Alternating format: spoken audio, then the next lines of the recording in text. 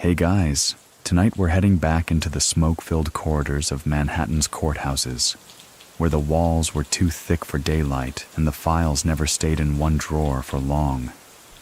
Picture this: a young man in a sharp wool coat, not yet 30, standing in a courtroom with a half smirk and a stare that could file its own injunction. He doesn't blink much, doesn't flinch either. The reporters don't know whether to applaud or run. The man is Roy Cohn. And while he's not the judge, he might as well be. You might think lawyers just argue cases. Roy? He negotiated power. He rearranged it. Sometimes he lit a match to it. And the paper trail he left behind? It wasn't filed alphabetically. It was filed strategically. Some say he was brilliant. Others say he was dangerous. But either way, you probably wouldn't survive 5 minutes in his office. So, before you get comfortable, take a moment to like the video and subscribe. But only if you genuinely enjoy what I do here. And if you're tuning in from somewhere unexpected, drop your location and local time in the comments. I love seeing how far we reach across the map. Now dim the lights, maybe turn on a fan for that soft background hum, and let's ease into tonight's journey together. The first time Roy Cohn steps into a federal courtroom, he isn't holding a brief. He's holding the room. It's 1948. Manhattan is still wearing the post-war years like a fitted trench coat, worn at the shoulders, tight at the wrists. Veterans come home. Judges grow older. The law still runs on cigars and respectability, and Roy, barely past law school, walks in like he owns it. He doesn't just present arguments, he choreographs them. The clerk watches him from the corner, scribbling notes. Not about the case, about the man. Roy is young, hungry, and already infamous inside whispers that float across New York's legal community. Some call him the Boy Wonder. Others use terms like snake in a silk tie. But nobody ignores him. His voice, nasal, clipped, and confident, cuts through even the oldest oak-paneled chambers. He doesn't ask permission. He doesn't wait his turn. He thrives in chaos. Historical fact? He graduated from Columbia Law School at 20. You heard that right. Barely old enough to drink, already licensed to tear someone's life apart in a courtroom. His mother, Dora, had pushed him. Pushed so hard, in fact, that people often joked Roy had a Harvard education before he learned how to tie his shoes. His father, a judge himself, taught him how to wield the law like a blade, not a shield. You have to picture it. Lower Manhattan, 1940s. The courthouses smell of damp paper and wet wool. The bailiffs sip bad coffee. Outside, trolley bells still ring, and the streets are lined with men in fedoras pretending not to notice each other. Inside, Roy Cohn is rising fast. Not because he's the most moral, but because he's the most memorable. Some say it was in his eyes. Cold, sharp, unreadable. Others say it was in his paperwork. Always filed, always organized, but never quite revealing everything. He argued like he was peeling wallpaper off a wall no one wanted to admit was rotting underneath. Judges started requesting him. Prosecutors started dreading him. The press? They just followed the trail of friction. And let's not forget the time he defended a government official accused of espionage. Still wet behind the ears, Roy managed to inject doubt, twist statements, and cast shadows where none existed. The case didn't matter. The impression did. Afterward, someone whispered, "That kid's gonna get someone executed one day." Many people still think that if Cohn hadn't walked into that courthouse at such a young age, the trajectory of American legal intimidation, yes, that's a phrase, might have looked very different. So what do you think? Was it raw talent or rawer ambition? What we do know is this. Roy Cohn didn't just win cases. He kept them, as in the files, the memos, the notes no one else saved. Even back then, he understood the future would be written by the ones who kept receipts.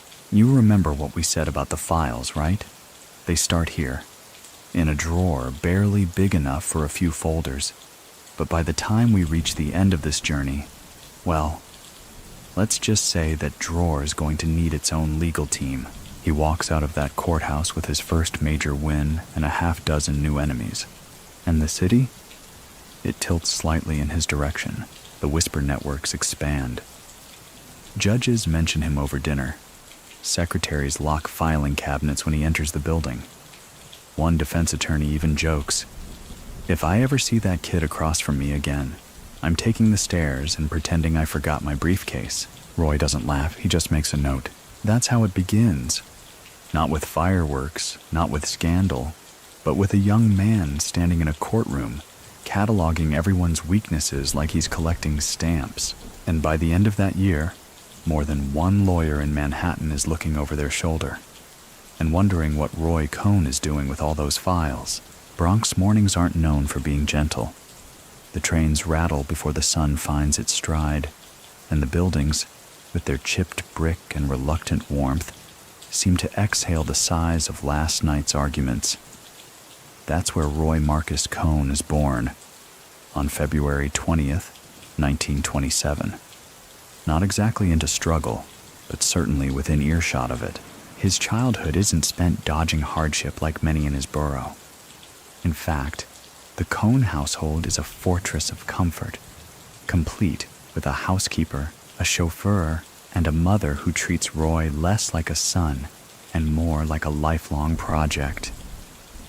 Dora Marcus Cohn is ambitious, iron-willed, and determined to shape Roy into something that will command every room he enters.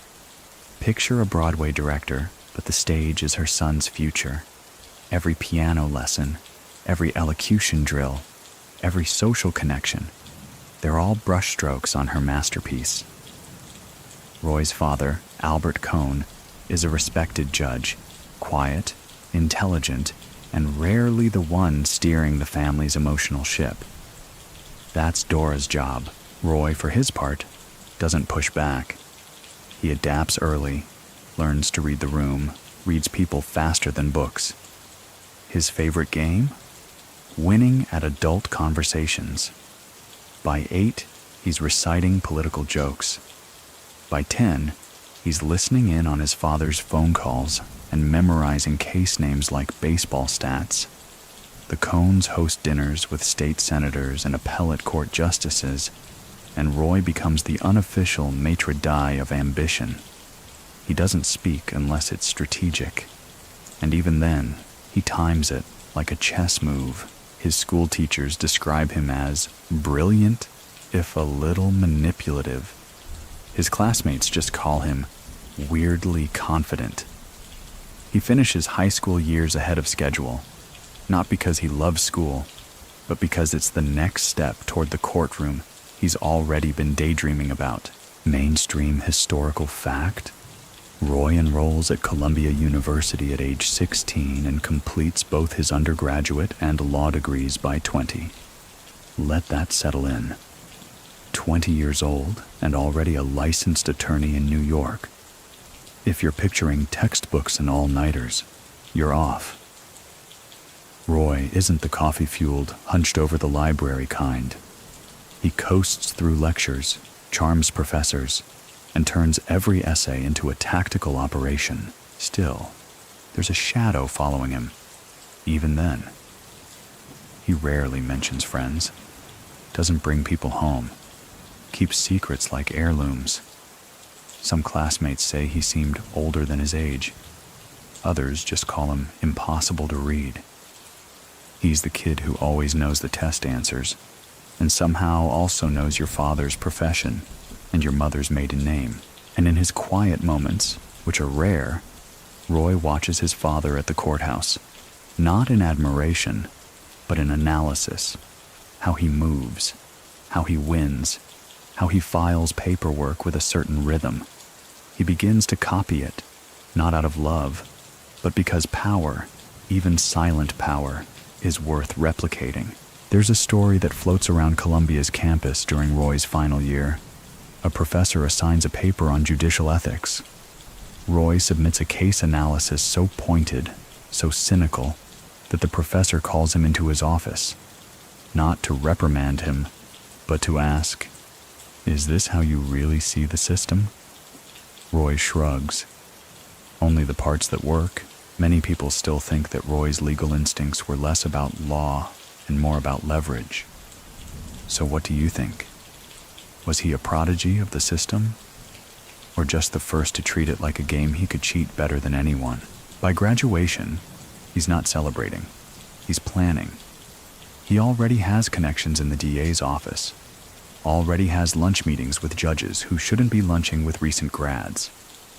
And already has folders, yes, folders, on professors, classmates, and even one faculty dean. They say it's all legal research. But those who know Roy suspect it's something else entirely. There's this one night, the summer before his first trial, when Roy walks the streets of Manhattan alone.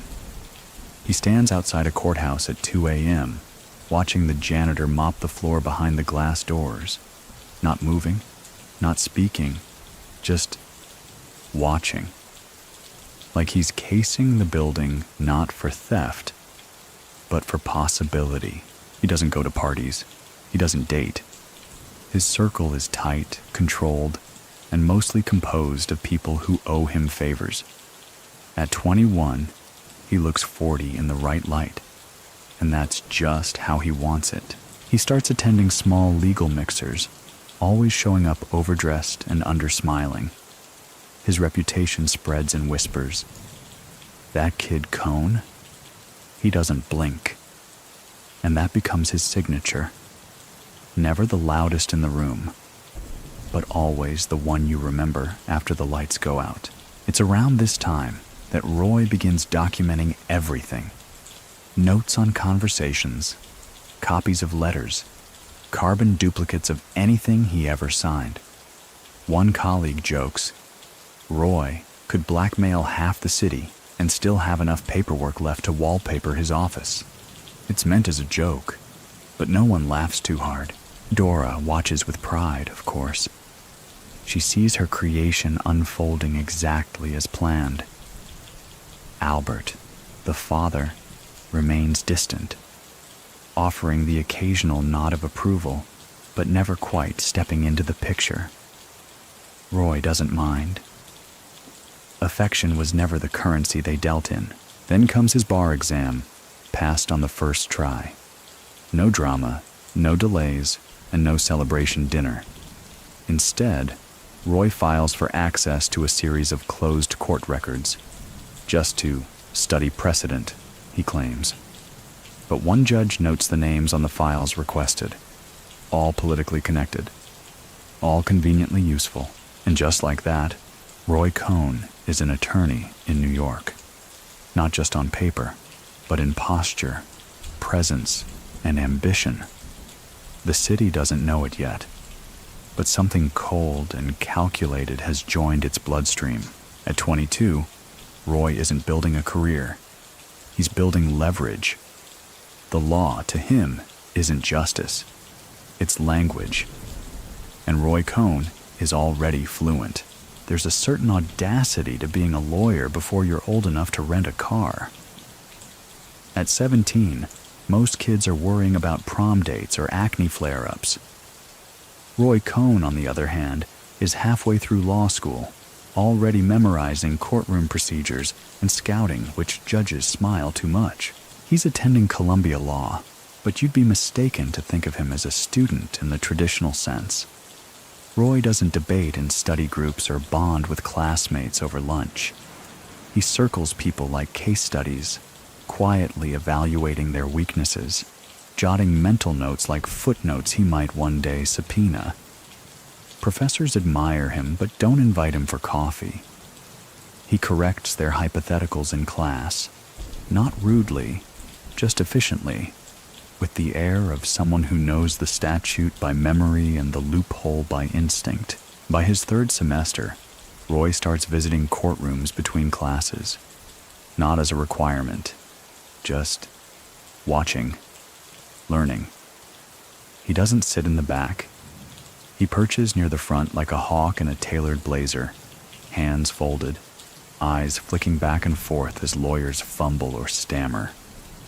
When the court breaks for lunch, Roy sometimes lingers by the doors, scribbling on index cards. One bailiff says, "Kid looked like he was already filing appeals in his head. This isn't just schooling, this is infiltration. Historical fact? By 1949, Cohn has passed the New York State Bar and is working as an assistant U.S. attorney in the Southern District at 22. That office, by the way, is no slouch. It's the kind of legal jungle where even experienced lawyers hesitate. And Cohn walks in like he already owns the marble floors. His first real assignments are menial: wire fraud, small-time racketeering, forged bonds. But Roy doesn't treat them like small potatoes. He uses every case as a stage. A federal clerk recalls how Roy once cross-examined a counterfeiter with such precision that the defendant offered to plea before the defense even got a word in. He made grown men fold, the clerk says. And he hadn't even grown a full beard yet. Around this time, Roy starts wearing suits that look too expensive for his title. And maybe they are. Some say his mother still funds his wardrobe. Others suspect private backers, older lawyers hoping to buy early influence. But Roy never clarifies. If asked, he just smiles and says, "I invest in presentation." Many people still think that Roy's early courtroom aggression was performative, even reckless. But others argue it was surgical, an early indication of how he'd later weaponize theater in service of control. So, what do you think? Was he just another young gun in love with the sound of his own voice? Or was he already scripting the next act before the curtain even rose? Then comes the moment that shifts the course of everything. Julius and Ethel Rosenberg, American citizens accused of espionage and passing atomic secrets to the Soviet Union. A trial drenched in paranoia, propaganda, and political pressure. Roy, just 23, campaigns to be placed on the case. Not assigned, campaigns. He wants it, badly. No one quite knows how he gets in. Some say he impresses his superiors with a memo so articulate, so venomous, that they give him a seat at the prosecution table out of sheer curiosity. Others whisper that Cohn pulled strings his age shouldn't have reached. Favor calls from higher offices, backroom deals greased with ambition, and maybe a little fear. Either way, he's in. A junior prosecutor, sure, but loud, visible, and disturbingly persuasive. He argues aggressively, objects often, stares directly at jurors like he's daring them to flinch. The headlines start mentioning his name, not as a footnote, but as a personality. And when the Rosenbergs are convicted and sentenced to death, Roy celebrates quietly, but deliberately. Not with champagne, but with a phone call to his mother. "We did it," he reportedly says. Let's be honest. There are still debates raging about Roy's role in the Rosenberg execution. Officially, he wasn't the lead prosecutor. But unofficially, many believe Roy's behind-the-scenes pressure, particularly his private chats with the judge, influenced the outcome more than any closing argument. So what do you think? Was he simply playing his part? Or did he push too hard for a verdict that would define him? Back in the office, he starts keeping folders. Not official files. These are personal, clipped articles, photographs, transcripts, notes, and yes, rumors. He files away every piece of gossip with the same care as legal precedent. A colleague once joked that Roy didn't need a secretary, he needed an archivist. And then there's the question of how a kid in his early 20s gets invited to closed-door meetings with federal judges. The coffee room whispers get louder. Roy's access seems unnatural, too smooth, too soon. He shrugs it off, says he's just efficient. There's even one dinner party, hosted by a prominent senator, where Roy is the youngest guest by 20 years. He arrives wearing a navy three-piece and holding a thin leather portfolio. The senator jokes, "Roy probably brought notes on us all." The room laughs. Roy does not. As the Rosenberg fallout continues, Roy uses the notoriety to build relationships. He visits Washington more often, joins committees, starts making friends with people who really don't like communists. One of them? A certain senator from Wisconsin named Joseph McCarthy, but that's coming. For now, Roy Cohn is still the wunderkind of the Manhattan legal elite. Young, ruthless, and already addicted to the kind of power that doesn't come with a nameplate, but with silence. And at night, when the lights are out, he sits in his modest apartment, sorting through clippings, case files, and names. Always names. Names that will come in handy. The courtroom is humid, overloaded with press, and humming with the kind of tension that doesn't need permission to enter. This is the Rosenberg trial, America's most radioactive legal spectacle of the Cold War era. The year is 1951. Julius and Ethel Rosenberg sit at the defense table, accused of conspiracy to commit espionage, and somewhere between the district attorney and the jury box sits a young, nearly unknown prosecutor whose name will soon be synonymous with ruthless ambition. Roy Cohn. He's just 23. Barely a footnote in the Department of Justice's hierarchy. But he's not behaving like it. He's not just a body at the table. He's a presence. You can feel it even in the press clippings. Roy's tie is always a little tighter, his tone a little sharper. He cross-examines with the kind of precision most lawyers don't develop until their hair's turned gray. The lead prosecutor is Irving Sapol, but Roy doesn't act like second chair. In fact, he keeps nudging the spotlight. He files motions like a man in a hurry. He's said to have lobbied for the death penalty with private conversations and memos written so forcefully that even seasoned judges paused. There are reports, unverified, whispered, that Cohn spoke directly with Judge Irving Kaufman outside of chambers, that he argued the Rosenbergs' actions warranted capital punishment not just for justice, but for message. America was in a red panic, and Roy Cohn wanted to be the one delivering the anti-communist headline. Historical fact. The Rosenbergs were indeed sentenced to death and executed in 1953. The case remains one of the most controversial in American legal history. Even today, historians argue about the degree of guilt and the proportionality of punishment. But one thing they rarely debate: Roy Cohn's fervor. He wasn't assigned this case. He positioned himself into it. He'd later brag, on record, that it was his behind-the-scenes push that convinced Judge Kaufman to impose the electric chair. "I made the recommendation," he said with cool finality. "I don't regret it." Many people still think that if Roy Cohn hadn't involved himself so directly, the Rosenbergs may have received life sentences. So, what do you think? Was it ambition masquerading as justice, or justice corrupted by ambition? Either way, it worked. The trial makes national headlines. Roy's face lands in newspapers. His name becomes a shorthand for anti-communist legal zeal. And just like that, he transitions from assistant U.S. attorney to political lightning rod. Behind the scenes, Dora Cohn is thrilled. Her son, the pride of her carefully sculpted ambition, is now the most famous prosecutor in the country. She boasts about him to neighbors, to shop clerks, to anyone who will listen. Roy barely acknowledges the praise.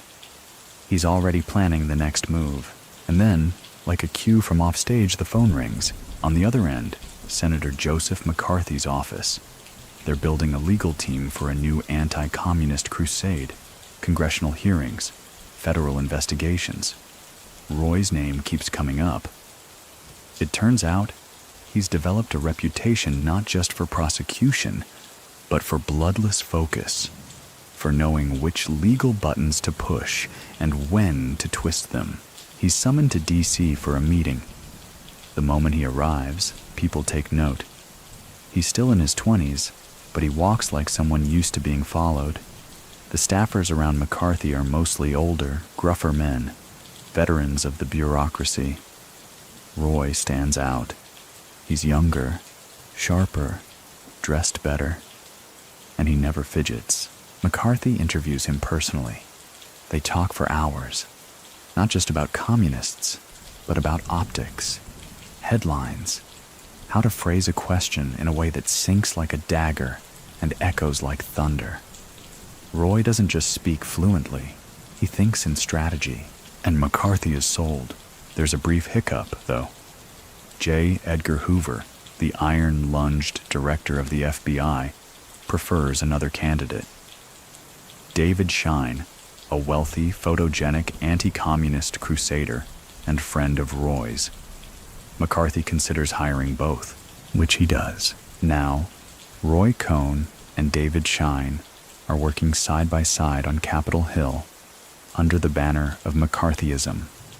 They're the new faces of the Red Scare, and their friendship, some call it suspiciously close, others just unusual, becomes a focus of gossip, both whispered and printed. Roy doesn't flinch. If anything, he leans in. He starts building dossiers, not just on suspected communists, but on journalists, politicians, and even fellow prosecutors. His filing cabinet at this point? Already too full. He orders more. People start calling him McCarthy's pit bull, but the metaphor doesn't quite land. Roy doesn't bark. He doesn't snarl. He smiles while slipping in the knife. One reporter describes him as the quietest storm in the room. Another says, if you see Roy Cohn smile during testimony, someone's reputation is about to bleed out. He begins accompanying McCarthy on televised hearings. When McCarthy throws the punch, Cohn is the one loading the glove. The duo terrifies bureaucrats, terrifies academics, terrifies Hollywood. Careers fall, reputations shatter, all in the name of rooting out communist influence. The newspapers eat it up, and in between all of it, Roy keeps collecting. Notes, names, secrets, half-truths, insurance policies in manila envelopes. You'd think someone that young, that visible, would trip eventually. But Roy doesn't stumble. Not yet. He thrives on the high wire. Every hearing is another performance. Every witness, a stepping stone. Every journalist, a potential enemy, or future quote machine. It's not about law anymore. It's about leverage, and no one's better at holding it than Roy Cohn. There's a quiet but deliberate rhythm to Capitol Hill. Floorboards that groan like old men, ceilings that echo whispers longer than applause. And into that rhythm walks Roy Cohn, freshly installed as chief counsel to Senator Joseph McCarthy. He's not elected, not even technically senior in his position, but somehow everyone knows he's the one holding the fuse box. Washington in the early 1950s is paranoid, theatrical, and dripping in Cold War dread. Files disappear, phones click mid-conversation, and names are always being added to lists that no one wants to admit exist. Roy doesn't just thrive in this climate, he manufactures the weather. His schedule becomes a thing of legend. Breakfast meetings with informants, morning hearings with trembling witnesses, lunchtime calls with J. Edgar Hoover's office, and afternoon strategy sessions with McCarthy himself. By nightfall, he's poring over files and hotel suites and tapping out notes with gloves on, just in case someone's planted a print-sensitive bug on his typewriter. People joke that Roy Cohn doesn't sleep, but maybe it's not a joke. A staffer once saw him reviewing documents under lamplight at 3 a.m. and asked if he ever went home. Roy looked up and said, "Only if there's a reason. Historical fact." Cohn and McCarthy's crusade led to over 2,000 government employees losing their jobs, many without formal charges, just suspicion. Some were accused of communist affiliations. Others were targeted for being gay. These weren't isolated prosecutions. This was systemic purging, fueled by Roy's mastery of innuendo over evidence. That's where the so-called lavender scare comes in. While the red scare targeted political ideology, the lavender scare targeted sexual identity. Roy, ironically, is rumored to be gay himself. The hypocrisy is so thick it could be bottled and sold. But Roy never addresses it. Not publicly. Not even privately. He walks through it all like a man made of fog and Kevlar. There's a photo from this era. Grainy, black and white. Roy sits behind McCarthy during a hearing, half smiling, with his hands folded and his eyes tracking something just out of frame. It's not clear what he sees. Maybe a nervous witness. Maybe a shifting alliance. Maybe just the next headline. His influence grows fast and loud. Senators call him for advice they wouldn't ask their own chiefs of staff. Reporters quote him anonymously and nervously. Even Hoover, the man who prefers puppets to partners, keeps Roy on speed dial. They don't always trust each other, but they're useful to one another. And in Washington, that's better than trust. It's during this era that Roy starts collecting more than secrets. He collects favors. You need a judge reassigned? Roy knows who to call. Need a journalist silenced? Roy knows which columnists have skeletons with headlines attached. Need an actor blacklisted? Roy already has the memo typed and ready. But then comes David Schein, a handsome, wealthy, anti-communist pamphleteer who somehow becomes Roy's inseparable companion. They travel together, dine together, check into hotels under aliases. The gossip mills start churning. Reporters whisper. Senators grow uneasy. The intimacy between Roy and Schein doesn't go unnoticed. And McCarthy, who depends on optics more than outcomes, starts to feel the tremors. When the army refuses to give Schein a cushy post, Roy goes to war. Literally. He threatens. He leverages. He tries to strong-arm the Pentagon into assigning Schein wherever Roy wants. It's a personal crusade disguised as a professional battle, and it becomes the very thing that undoes everything. This is what leads to the Army McCarthy hearings, a live televised showdown in 1954 that peels the paint off the entire operation. Suddenly, America isn't watching Roy and McCarthy prosecute others. They're watching them get prosecuted by senators, journalists, and their own hubris. And here's where it turns. Joseph Welch, the Army's lead counsel, delivers the infamous line that severs Roy's public image like a guillotine. Have you no sense of decency, sir, at long last? Have you left no sense of decency? It's directed at McCarthy, but Roy's sitting inches away. He flinches, maybe for the first time in public. Many people still think that moment ended McCarthyism more than any policy change or executive order. So what do you think? Was it just a soundbite with good lighting? Or did America really catch its breath and say, enough? After that, things crumble fast. McCarthy's star dims. Roy's name becomes toxic outside certain circles. The headlines shift from awe to scorn. He isn't fired, technically. He just isn't invited back. Back in New York, Roy pivots hard. Reinvention is his native language. He takes on private legal clients, some of them shady, others just desperate. He leases a modest office and starts filling it with the old habits, folders, contacts, secrets. But the DC glint in his eye? It never really fades.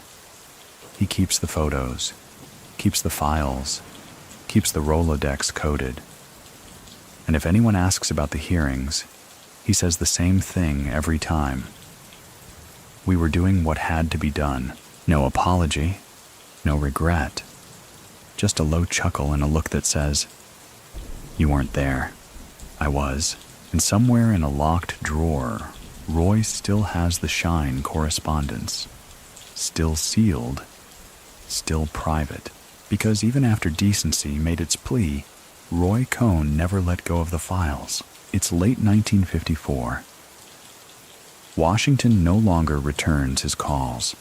The spotlight he once bathed in now casts only heat, and Roy Cohn, former wunderkind of the Red Scare, is back in New York, pacing the floor of a new office that smells like fresh carpet and desperation. But don't think for a second that he's broken. Roy doesn't do broken. He does re-entry. The Manhattan legal world is skeptical. He's still young, barely pushing 30, but already carrying the kind of baggage most men only accumulate after 2 divorces and a federal indictment. His name is toxic in Washington, polarizing in New York, and whispered like a curse in Hollywood. And yet, the phone still rings. The people calling aren't looking for morality. They're looking for protection. Cohn opens his own private practice. Technically modest, but positioned with ruthless precision. Midtown, near the courthouses. Close to the press, not far from the power brokers. He decorates the space with restraint. Sleek furniture, heavy drapes, and a file cabinet taller than most interns. Clients don't come for the ambiance. They come for the edge. One of the first to visit? A name that'll later haunt the headlines, Paul Castellano, the future boss of the Gambino crime family, back when he's still consolidating power and playing nice. Roy doesn't blink. He doesn't judge. He listens, nods once, and writes nothing down. That's the first rule of this new chapter. Keep the real notes off the record. Soon, the client list evolves like a Darwinian parade of New York's least lawful. There's Carmine Galante's cousin with real estate problems. There's an associate of Anthony Fat Tony Salerno who needs tax help. And there's even a Broadway producer who wants to bury a lawsuit beneath a fog of procedural nonsense. And Roy, ever the technician, handles it all. He's not cheap. His retainer starts high and climbs steadily. But clients don't pay for paperwork. They pay for results. For outcomes no one else can promise. For the kind of courtroom sleight of hand that turns damning evidence into technical error, or gets entire depositions retracted under mysterious procedural clauses. Historical fact. Throughout the late 50s and 60s, Roy Cohn represented numerous organized crime figures while publicly denying any such associations. His legal maneuvering helped delay or derail countless investigations into mob-linked figures, most notably those tied to the Genovese and Gambino families. Many people still think that Roy was more than a lawyer to these men, that he was a consigliere in all but name. So what do you think? Was Roy simply offering legal advice, or shaping outcomes that even the 5 families couldn't engineer on their own? His methods remain opaque. Some lawyers use briefs. Roy uses fear, not threats, never overtly, but implications. He files countersuits with such precision that opposing counsel thinks twice before speaking to the press. He drops hints about people's pasts, not accusations, just reminders. Things they might have forgotten he knew. He builds a Rolodex that reads like a modern American tapestry of ambition and menace. Politicians, bankers, editors, loan sharks, DAs, private investigators, ex-lovers of senators. He doesn't discriminate, only accumulates. One contact at a time, one lever closer to the switch. His office hours become fluid. He meets clients at odd times, early mornings before indictments drop, or past midnight in private rooms at the 21 Club. He prefers red wine, but always keeps a coffee pot on the desk. For effect, mostly. There's a scene, now urban legend, where Roy negotiates 2 settlements at once, one over the phone with a judge, the other across the room with a bookie-turned-business partner. Neither man knows the other is on the line. Roy juggles both, smiles, ends each call with "much appreciated," and hangs up without notes. One of his secretaries once joked, Roy doesn't file documents, he files people. And indeed, his system is strange but effective. Instead of case summaries, he keeps handwritten notes on personality types, insecurities, tells. He understands people more than precedent. He knows when to press, when to pull back, and when to delay just long enough to let someone else lose their nerve first. He builds a reputation for being impossible to intimidate.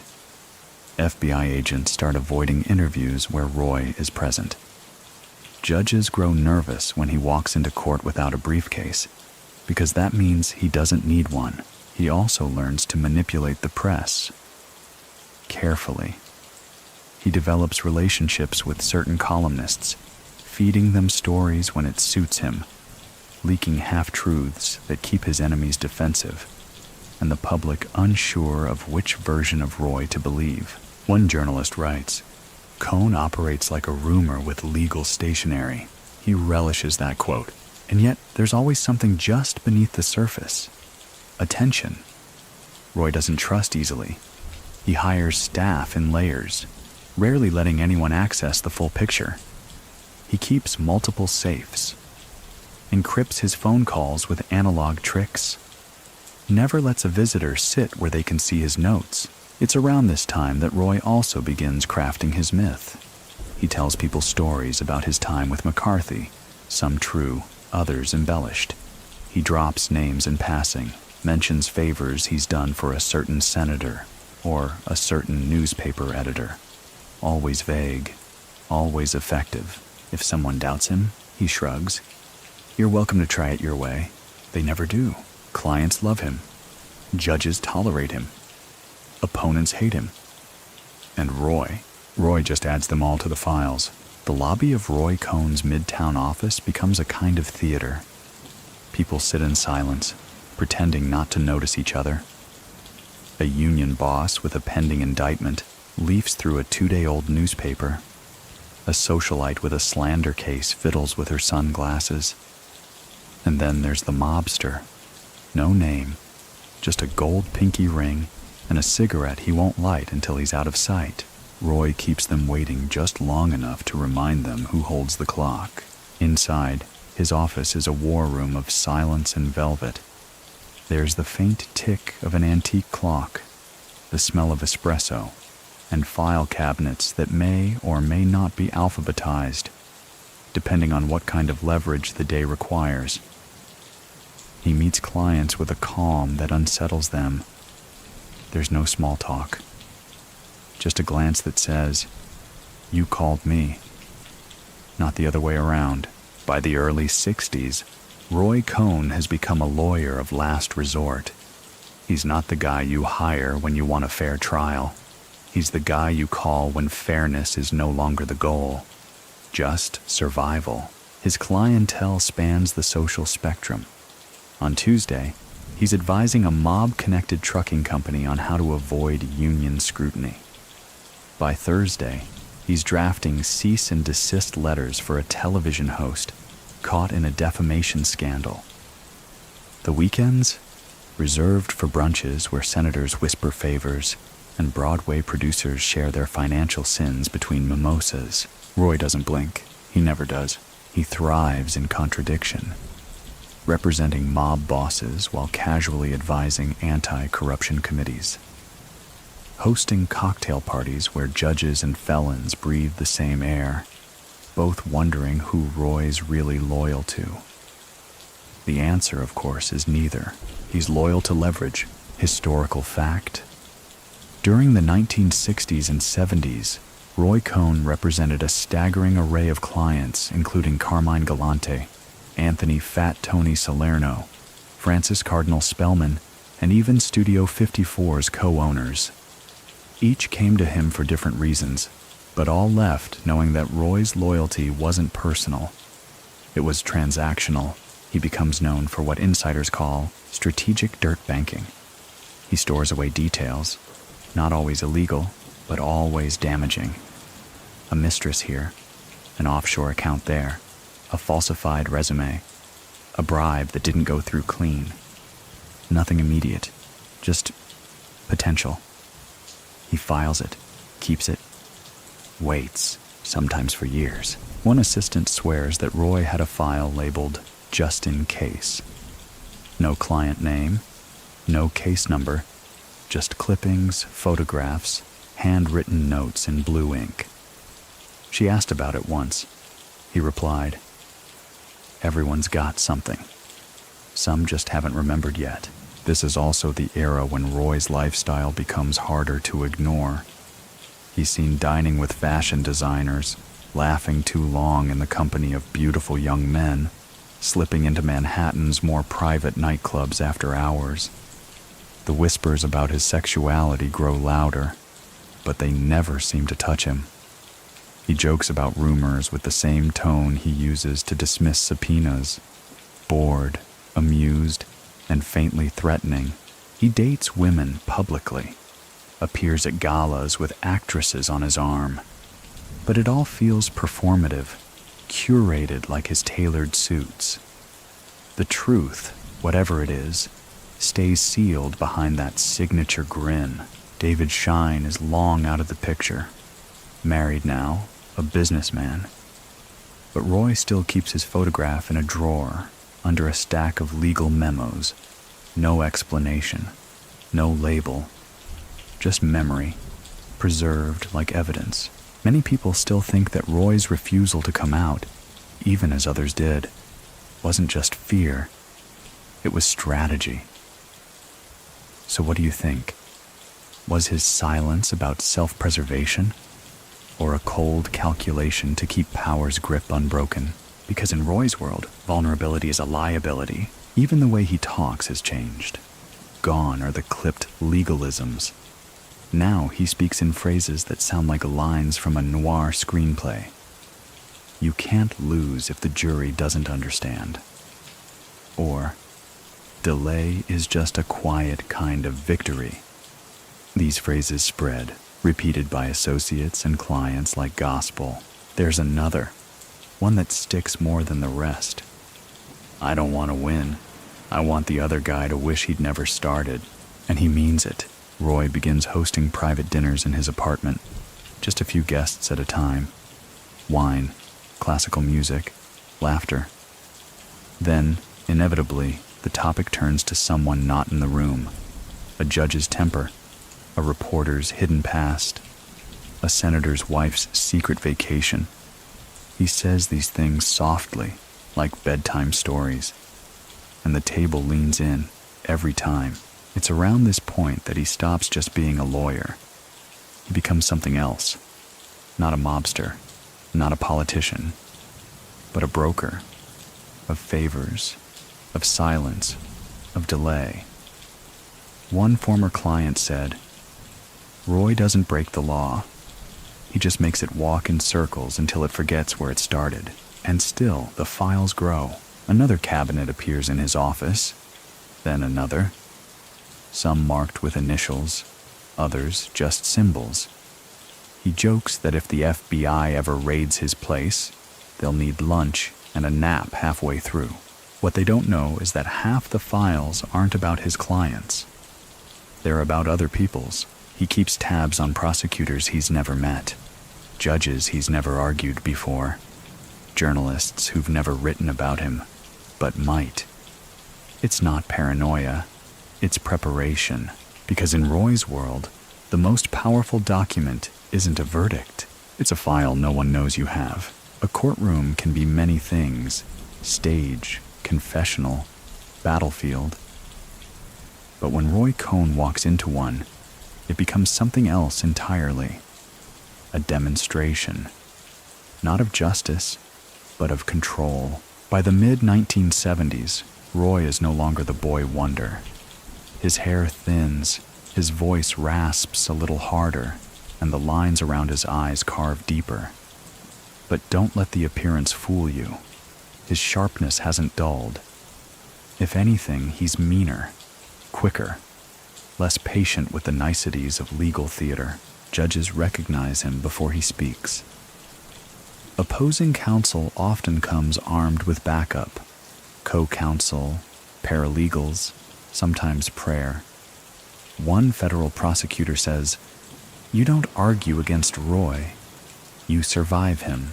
And Roy? He leans into that image like it's bespoke. His suits are tailored tighter, his posture more relaxed, like a man who knows he's already won before court is called to session. His legal briefs are unusually short, but filed early, the way assassins send flowers before the funeral. Historical fact: in 1973, Cohn represented the owners of the New York Cosmos soccer team in a dispute that drew national attention. The case itself was forgettable.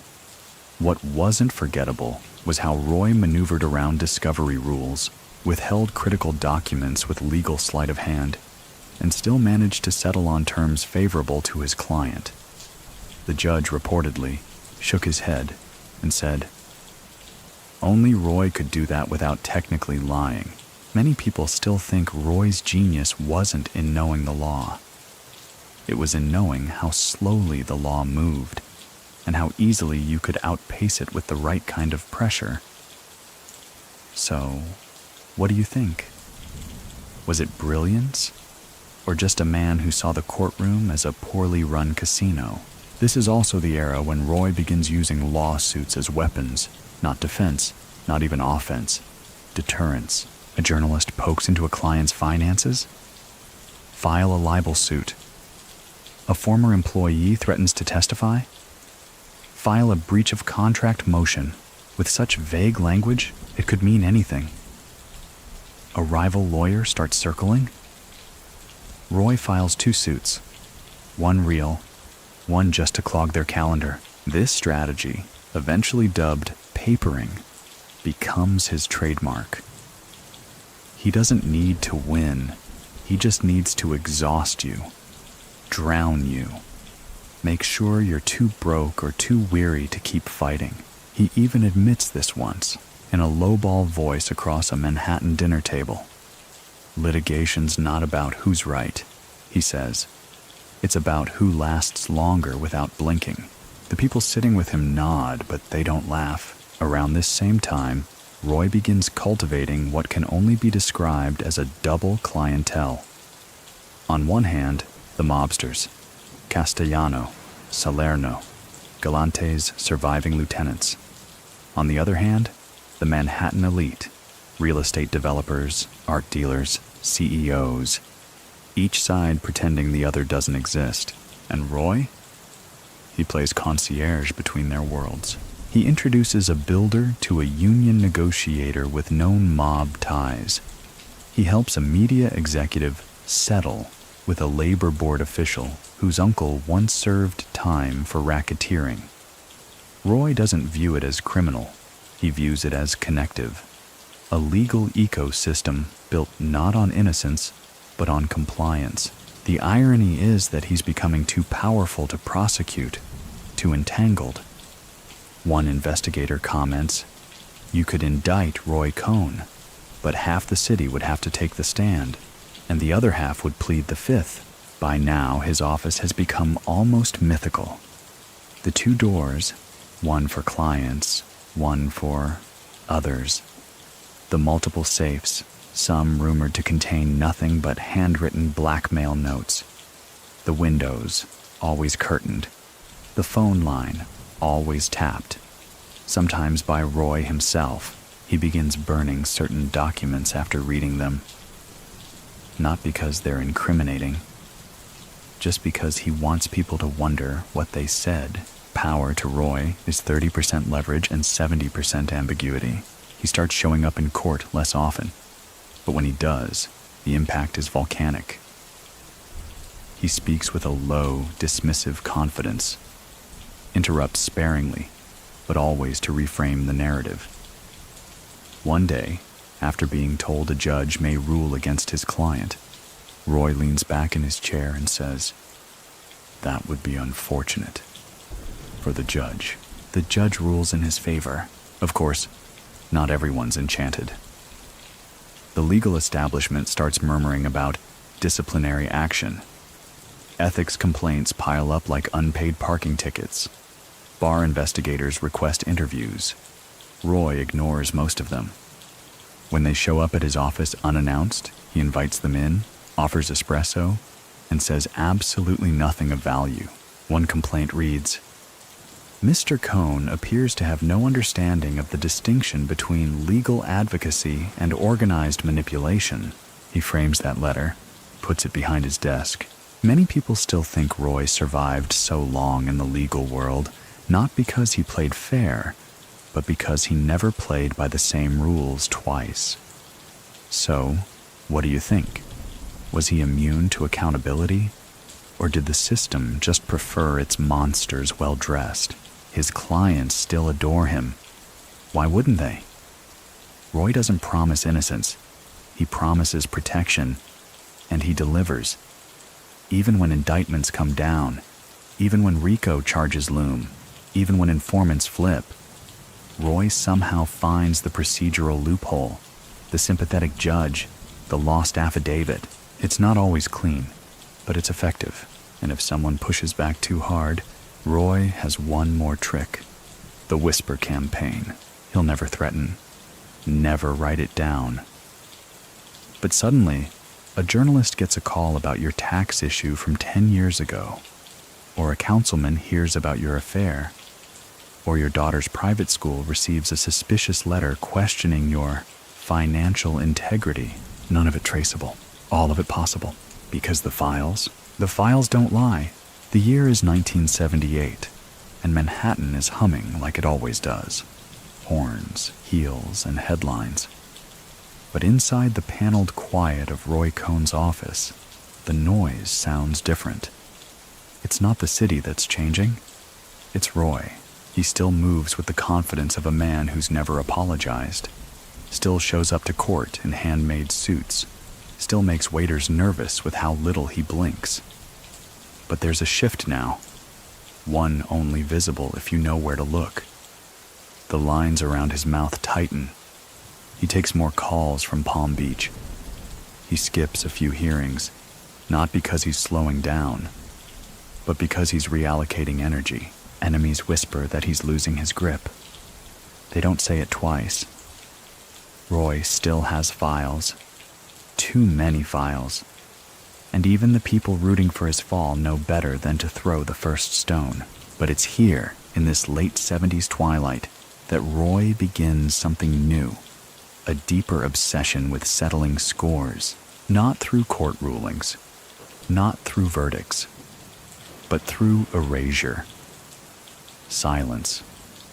Humiliation. A former client who sues him finds that every phone number they used to call no longer works.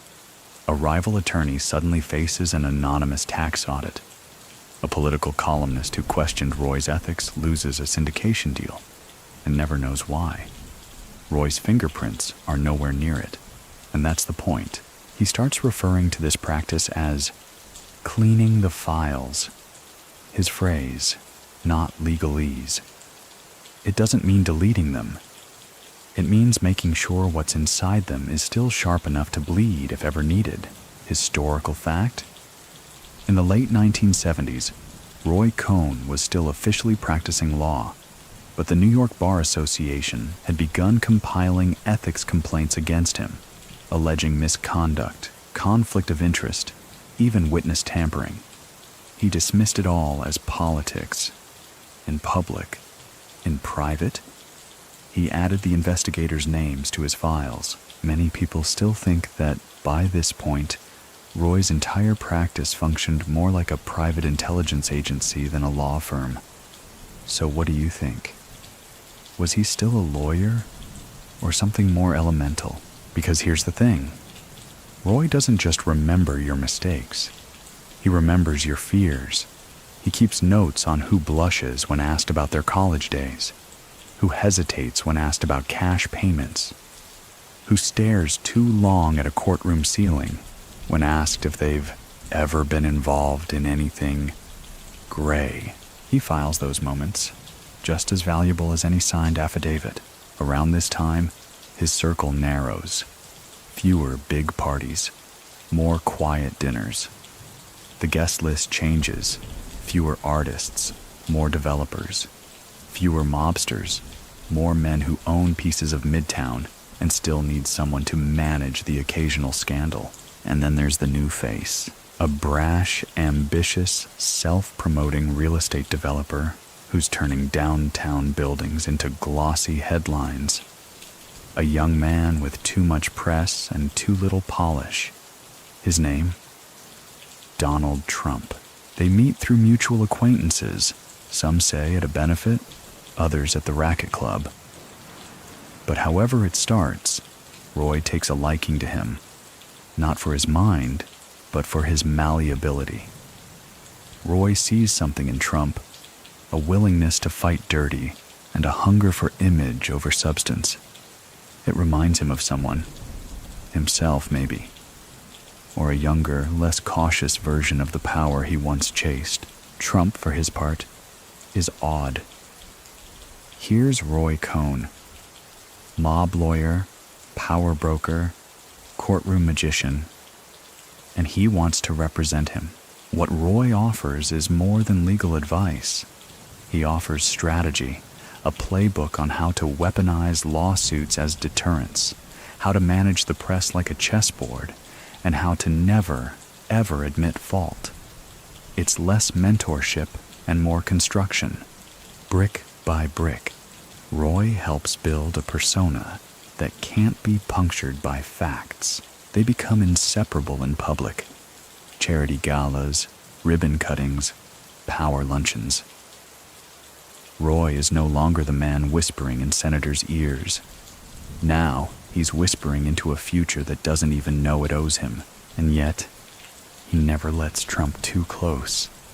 No one gets too close, because Roy, even as he teaches, keeps his own files on everyone, including the protégés. One former colleague finds a folder in Roy's cabinet labeled DT. It includes press clippings, building permits, tax notes. Not illegal, just comprehensive. When asked about it, Roy shrugs and says, "You never know when someone will forget they owe you something." It's around this time that his enemies resurface. Some wear robes, Bar Association officials, now emboldened by mounting complaints. Others wear suits, former clients looking to clean up their own reputations by cutting ties. But Roy has one more move, visibility. He starts appearing on TV more, accepts interviews, plays up the eccentricities. He becomes a character, part villain, part myth. And in doing so, he makes himself harder to kill. You can disbar a lawyer. You can't cancel a persona. Still, the walls begin to lean. Courtrooms get less friendly. Judges sigh more when his name appears on the docket. Opposing counsel stop recoiling in fear. They start preparing harder. And in rare, flickering moments, usually when the office is empty and the city lights paint his windows gold, Roy sits at his desk, hand resting on a half-drunk glass, and looks at the file cabinet across the room. He's won a lot, lost just as much, but in that moment, he knows the only real victory he ever trusted was possession of secrets, of silence, of files. The first ethics complaint comes wrapped in the polite language of bureaucratic discipline. But Roy Cohn sees it for what it is, a threat dressed in a necktie. The year is 1980, and the New York State Bar Association is sharpening its knives. They say Roy's conduct is unbecoming, that he's violated professional standards, that he's compromised the integrity of the legal profession. Roy laughs, out loud, then circles 3 names on the complaint and makes a phone call. Because for Roy, this isn't a trial. It's a negotiation. Everything is. By now, his office has grown darker. Not metaphorically, but literally. The curtains stay drawn longer. The lighting is dimmer. Visitors enter through different doors, depending on what kind of business they're doing. It feels less like a law firm and more like a bunker. And the files? They've become territorial. Each drawer has its own hierarchy. Names with dates, events with cross-referenced keywords. There's a whole cabinet just labeled insurance. He jokes that it has better coverage than Blue Cross, but the complaints keep coming. Historical fact. Between 1980 and 1985, Roy Cohn faced repeated disciplinary investigations by the New York legal system, including charges of unethical behavior, intimidation tactics, conflict of interest, and falsifying documents. He fought everyone, not by addressing the substance, but by attacking the process, filing counterclaims, suing the Bar Association, alleging political bias, distracting, delaying, denying. His strategy is classic Roy. Don't fight the charge, fight the accuser. He appears on TV interviews to say the complaints are persecution, orchestrated by liberals and jealous colleagues. He smirks when asked about ethics, says, "I sleep very well," and ends the segment with a wink so rehearsed it might as well be copyrighted. He hires publicists instead of paralegals, writes op-eds, speaks at banquets. He doubles down on being Roy Cohn, the man who doesn't blink, but cracks begin to show. Clients still come, but some now request side entrances. Others ask their names not be included on invoices. Judges start ruling against him more frequently. The press stops treating him like a curiosity and starts treating him like a relic, and still he refuses to adjust. He taunts the bar investigators. One arrives at his office with a subpoena. Roy has him wait outside for 40 minutes, then appears in a bathrobe holding a martini glass filled with coffee. "I wasn't expecting guests," he says flatly. They exchange tense words. Roy offers no cooperation, just commentary. And beneath it all, that ever-present implication: I have files. Do you really want to keep pushing? Many people still think that Roy could have avoided disbarment if he'd just played nice. So, what do you think? Was he cornered? Or was he daring the system to prove it could finish the job? The answer creeps closer in 1984, when formal proceedings begin. Roy represents himself, of course. No one else can speak for him. Not really. He treats the hearing like another courtroom stage.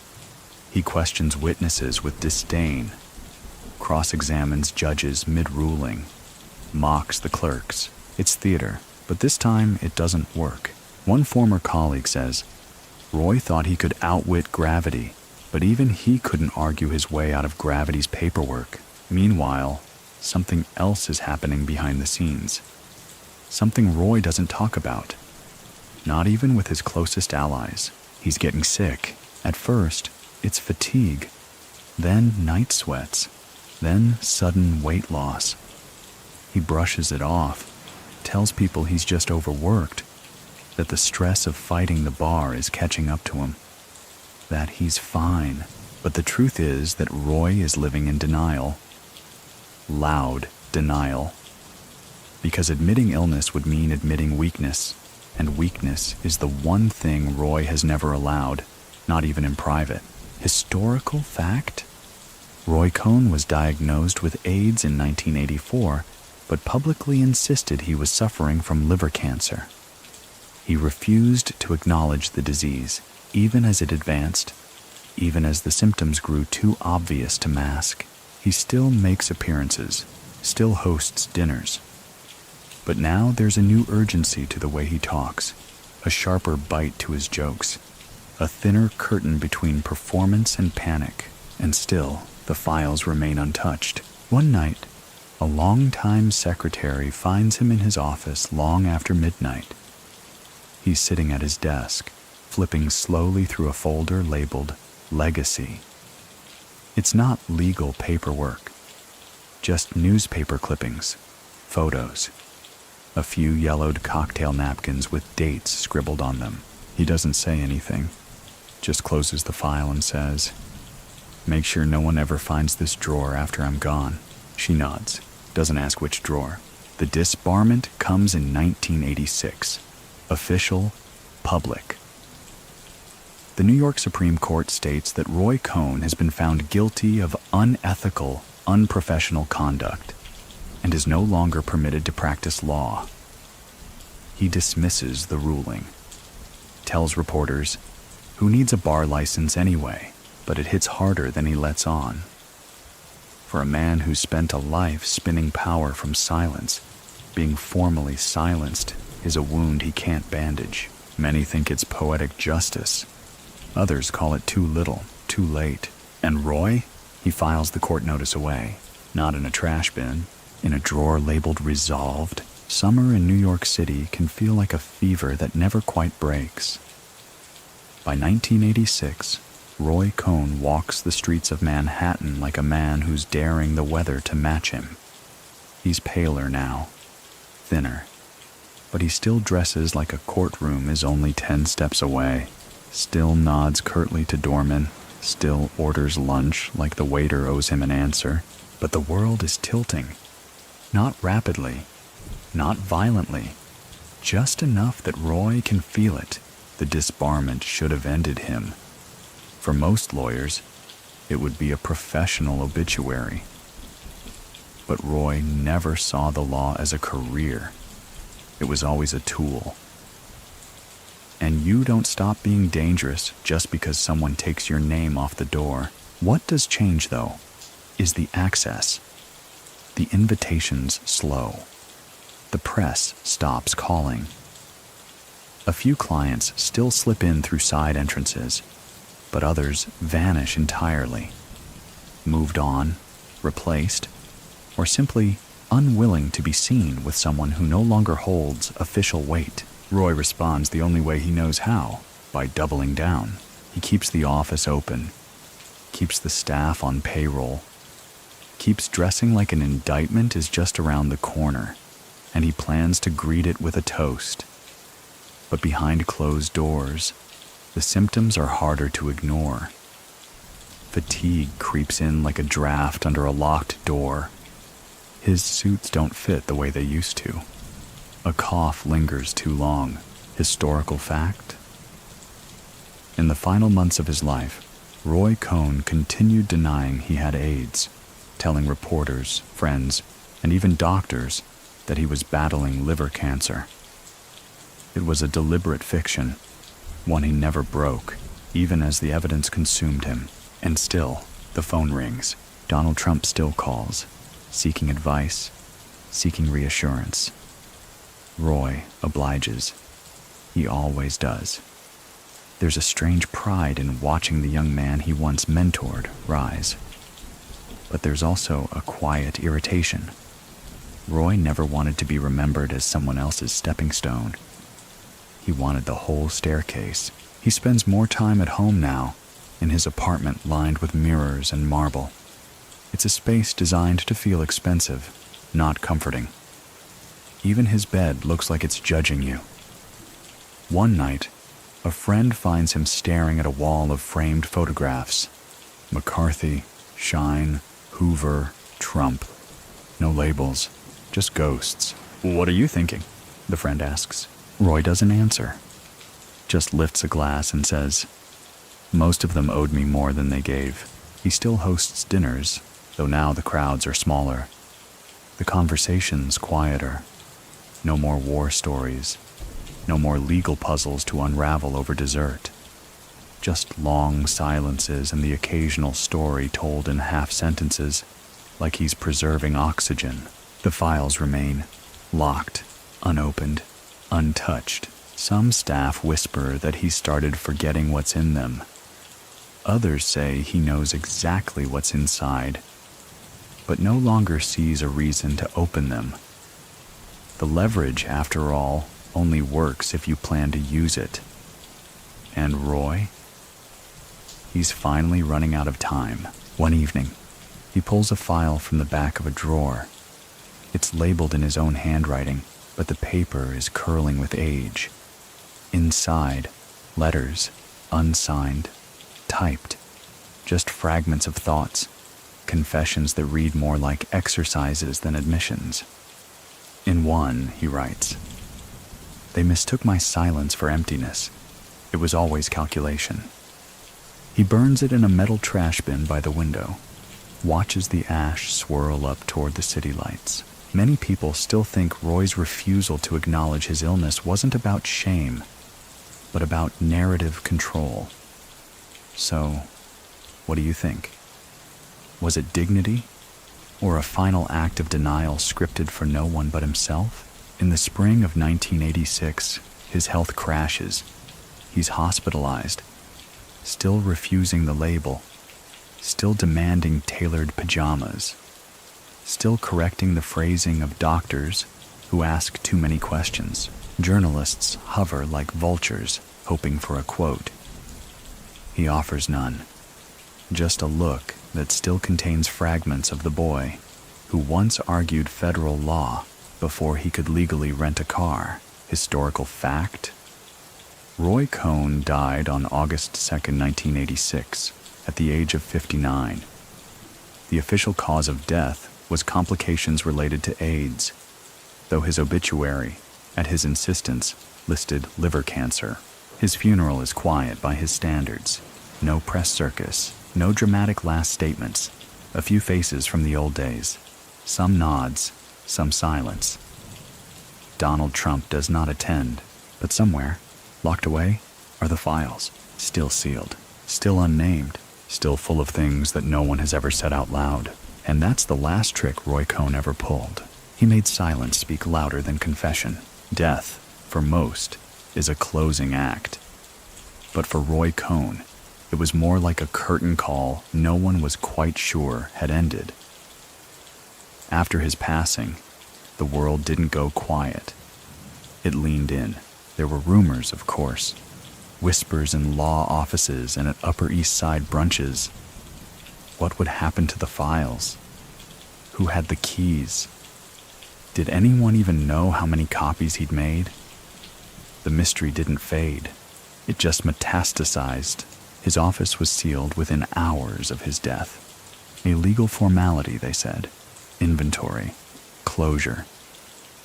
But for those who knew Roy best, it felt less like a closing and more like the first step in a very careful reallocation of secrets. One clerk, a junior associate who'd only worked with Roy during the last 18 months, was said to have spent 3 straight days inside the office cataloging papers. When he emerged, pale and visibly shaken, he said nothing. Just quit the firm and moved to California. Some of the files were removed by court order, others by unknown hands. Because Roy didn't just keep files. He layered them, duplicated them, moved them.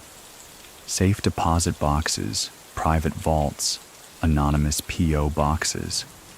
Some say he mailed copies to himself under aliases. Others insist he used his late-night club connections to stash the more radioactive folders inside private archives that required 2 keys and a confession to access. Historical fact? After Roy's death, federal investigators and the New York Bar attempted to retrieve his case files.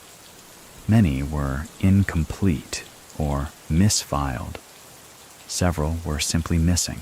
One file, rumored, never confirmed, was labeled Judicial Assets, Do Not Touch.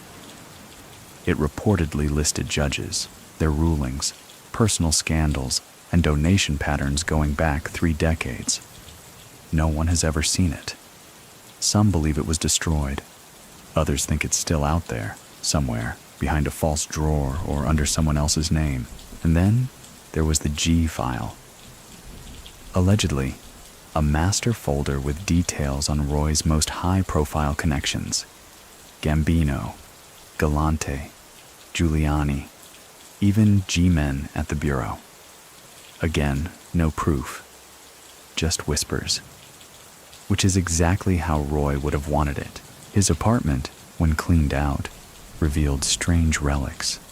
A cocktail napkin with a Supreme Court justice's name scrawled in blue ink. A black and white photo of Joseph McCarthy, unsigned but creased in the corner, like it had been studied more than once. A handwritten list of names under the heading, "If I Go Down First." No context, no dates, just names. Many people still think that Roy's final victory wasn't avoiding consequences, but outlasting relevance, remaining a threat even from the grave. So what do you think? Is it paranoia to believe someone like that could still haunt the system? Or just realism in a city built on memory and misdirection? Donald Trump, his protege, offers only a single statement to the press after Roy's death. "He was a good lawyer to me. He did what he had to do." No memorial, no flowers. Just that. Others stay even quieter. Former clients pretend they never hired him. Judges insist they ruled against him more than for him. Journalists suddenly forget his number. The silence isn't grief, it's self-preservation. And yet, Roy's name continues to surface. In books, in TV specials, in the half-smirk of lawyers who've read about him but never met him. In the way some real estate lawsuits still cite tactics he helped popularize. In every subpoena written just a little more aggressively than necessary. In the phrase, "You need a Roy Cohn." Because even in death, Roy remains useful. Some say his ghost still lingers at 39 East 68th Street. Not as a spirit, but as a legacy. In the structure of old case files. In the hush of hallways once walked with purpose. In the safes no one has dared to drill open. In the quiet dread that something might still surface. His former secretary once said, "I wouldn't open his last drawer if you paid me." When asked why, she replied, "Because Roy never kept anything without a reason. And some reasons aren't meant to be rediscovered. And in a city where forgetting is an art, Roy Cohn engineered a different kind of memory. One that doesn't fade. It waits. Because maybe his greatest creation wasn't a case or a headline or a conviction. Maybe it was the idea that there's always one more file. And maybe, just maybe, that file has your name on it. By 1987, Roy Cohn was dead. But no one could quite agree on what that meant. The obituary writers did their best to summarize him. Controversial attorney, McCarthy's right-hand man, New York power broker. But none of those titles fit like they should. They were accurate, yes, but incomplete. Roy had never been just one thing. He was a collection of contradictions, stitched together with ambition and sharpened by paranoia. In the weeks after his death, friends and enemies alike walked more carefully, not because they missed him, but because they weren't entirely sure he was gone. Not in the spiritual sense, in the practical one. What had he left behind? Who now had the files? The legal community murmured. The Bar Association released a cold, perfunctory statement about ethics and consequences. But the real drama played out in whispers, over long lunches, through anonymous phone calls, and behind closed conference room doors. And then came the leaks, small at first. A memo from the 70s that surfaced in an unrelated real estate case. A photograph from a private meeting no one remembered attending. A typed letter referencing a favor owed, with Roy's name in the margins and a coffee stain darkening the signature line. These weren't bombshells. They were reminders. Roy's presence, his technique, lingered. He had built his life like a tripwire, easy to forget, until you stumbled over something you didn't know he'd touched. One of the most telling examples happened that fall, when a sitting judge suddenly recused himself from a mob-related RICO case. No explanation. Just a memo to the court, followed by a quiet, early retirement. 2 weeks later, someone found a scribbled note in an old legal pad at Roy's office. J, 1968, Shore Club, envelope, kept copy. That was it. No surname, no detail. But enough, apparently, to move a man off the bench. Historical fact. Though never proven, several legal historians believe Roy Cohn's private files contained sensitive material on numerous public figures, some of which may still exist in private hands or untraceable collections. In at least 2 separate civil cases posthumously linked to Roy's clients, judges were forced to consider sealed evidence no one could trace back to any current attorney of record. Many people still think that Roy engineered his legacy not around cases, but around consequences. So what do you think? Was his influence posthumous, or just paused? The Trump connection, of course, didn't vanish. Donald kept rising, building towers, making headlines, wading into controversy with the same brazenness Roy once taught him to wield like armor. And though he rarely invoked Roy's name publicly, his tactics screamed their origin. Delay everything, deny everything, never concede. Privately, Trump was said to mention Roy only in passing. He was tough, he'd say, or he knew how to win.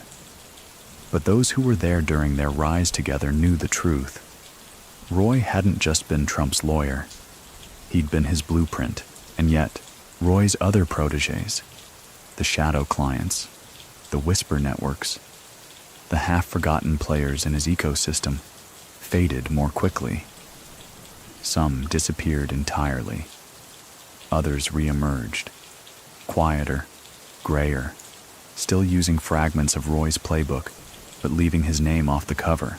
Back at his former office, the landlord changed the locks and re-leased the space within 6 months. A new tenant moved in. They redecorated, painted the walls, tore out the old file cabinets. But late one evening, during light renovations, a contractor found something odd. Behind a false wall panel, no larger than a bread box, was a single metal box. Inside, a dictation tape, a faded photo of a senator mid-handshake with an unidentified man, and a legal pad with one phrase written over and over again in Roy's unmistakable blue ink. Memory is leverage. It wasn't made public. It never made the news. But the building superintendent, who saw the box briefly, resigned the next day. Even the new tenants asked for extra locks on the windows, just in case. There's a strange sort of comfort in forgetting, in believing that someone like Roy Cohn is gone, permanently. But there's discomfort, too, in the feeling that he may have planned even this, that somewhere, in a law library or private archive, another file might surface. One last envelope. One final name. Because Roy didn't leave a memoir. He left a threat. Unfinished, unspoken, and possibly still waiting to be opened. And maybe that's what makes his story so peculiar. Not the trials, not the scandals, not even the disbarment, but the fact that even now we're still whispering, still wondering, still turning over pages he may have planted. And in a way, maybe that was his real legacy all along. The New York legal community has always had a short memory, except when it doesn't. And with Roy Cohn, forgetting is harder than anyone cares to admit. Not because he left behind a monument, or because his victories were so grand, but because he operated like a watermark, subtle, invisible, until held to the right light, and then suddenly everywhere. In the years after his death, something strange happens. His name, once a punchline or cautionary tale, becomes a reference. Not in law school textbooks, though occasionally professors will drop a knowing nod when discussing the limits of advocacy. No, his name reappears in darker corners, behind whispered legal strategies, in the phrasing of suspiciously aggressive defamation suits, and in the defensive shrug of political consultants who say, well, that's just how it's done now. Cohn's methods live on, even if no one wants to say it out loud. And no method is more enduring than the file strategy. It resurfaces in surprising places. A lobbying firm mysteriously acquires sealed deposition excerpts. A senator's office mysteriously walks back a statement after a quiet phone call. A tabloid receives a story about a rival publisher and buries it, not because it isn't juicy, but because of who delivered it. Each time someone says, feels like something Roy would have done, but there's never proof, just implication, which, as Roy always knew, is better. Historical fact? In the decades following Roy Cohn's death, several of his former clients and associates went on to hold prominent positions in media, law, and politics, some adopting strategies remarkably similar to those Roy perfected: preemptive lawsuits, media manipulation, calculated intimidation. No one ever claimed the playbook, but the fingerprints? They're unmistakable. One former assistant, now retired and living quietly in Connecticut, was once asked if Roy had trained people. He didn't train, she said. He infected. You didn't realize you were learning until you were doing it the way he would have done it. And perhaps the most curious legacy of all, the unconfirmed file drops. Beginning in the late 80s and continuing into the 90s, anonymous documents began appearing in legal cases tangentially related to Roy's former clients. Judges would receive unmarked manila envelopes containing photos, letters, or internal memos. Sometimes they arrived before critical motions. Sometimes they showed up right before a settlement conference. None were signed. None were verified. All bore the same quiet signature: fear. Many people still think those files were planted long before Roy's death, set on a timer, or handed off to trusted allies with instructions. So what do you think? Was it coincidence? Or Roy, reaching out from the past with the timing of a conductor still directing the orchestra? In the city, his name becomes folklore. Bartenders at old midtown spots tell stories about the table he always sat at, the one by the window, with the view of the courthouse. Taxi drivers recall picking him up late at night, always alone, always with a black leather folder on his lap. A tailor in Hell's Kitchen keeps a dusty measuring form with Roy's name at the top. Still talks about the man who never slouched even when he coughed blood. But it's not just memory, it's atmosphere. Certain rooms still carry his shadow. Legal circles mention him without explanation. People talk about pulling a Roy when they mean digging up something you shouldn't know. Law firms still joke, half seriously, about hiring a Cohn type when a case starts to get complicated. And it's not just in the law. In politics, his fingerprints remain smudged on the underside of ambition. Public figures denounce enemies with sweeping, evidence-light accusations. Lawsuits become press releases. The public forgets what truth is supposed to sound like. Somewhere, Roy would be smiling. Because Roy never cared about truth. He cared about narrative. And in that realm, he remains undefeated. Somewhere, in the vast quiet of a private archive, there's probably still a drawer with his name on it. Or maybe not. Maybe that's just the fear he designed, alive and whispering long after he's gone. A fear not of what's in the files, but of the possibility of them. That was his trick, wasn't it? You didn't need to open the drawer. You just had to know it existed. By the early 1990s, Roy Cohn had been dead for half a decade. And yet, in certain corners of Manhattan, he was still showing up. Not in person, of course, but in stories that felt suspiciously fresh. A misfiled document here, a legal maneuver copied word for word there, a judge's sudden recusal, a journalist's abrupt change of tone, whispers, again. He'd always said it. Silence is currency. The more you save, the richer you become. But now, that silence started to hum. Not with new scandals, but with an absence. The kind of absence that suggests not closure, but a pending second act. You see, Roy didn't just influence people. He reformatted them. Those who worked with him, who studied him, feared him, borrowed from him, carried parts of his style forward without even realizing. They filed things differently, wrote emails like cross-examinations, took meetings like chess games. Even their pauses felt calculated. The ripple wasn't just legal, it was cultural, historical fact. Roy Cohn's legacy has been cited, directly or otherwise, by countless lawyers, political operatives, and journalists. His deny, deflect, delay method has become a playbook not just for defense, but for domination. Lawsuits filed not to win, but to punish. Investigations weaponized for leverage. Press releases as legal threats. These tactics, refined in his heyday, became institutionalized long after his disbarment and death. And somewhere in that haze, the files began surfacing again, not all at once. Just enough to stir the myth. A judge who ruled favorably in a key zoning case suddenly resigns. An old Broadway producer is indicted on financial crimes, and a letter bearing Roy's signature is entered into evidence. A document from 1975 marked "Do Not Copy" ends up in a federal investigation into banking fraud. Every time people wonder, did Roy plan this? Every time, the answer is the same. He probably didn't have to. He just left enough breadcrumbs.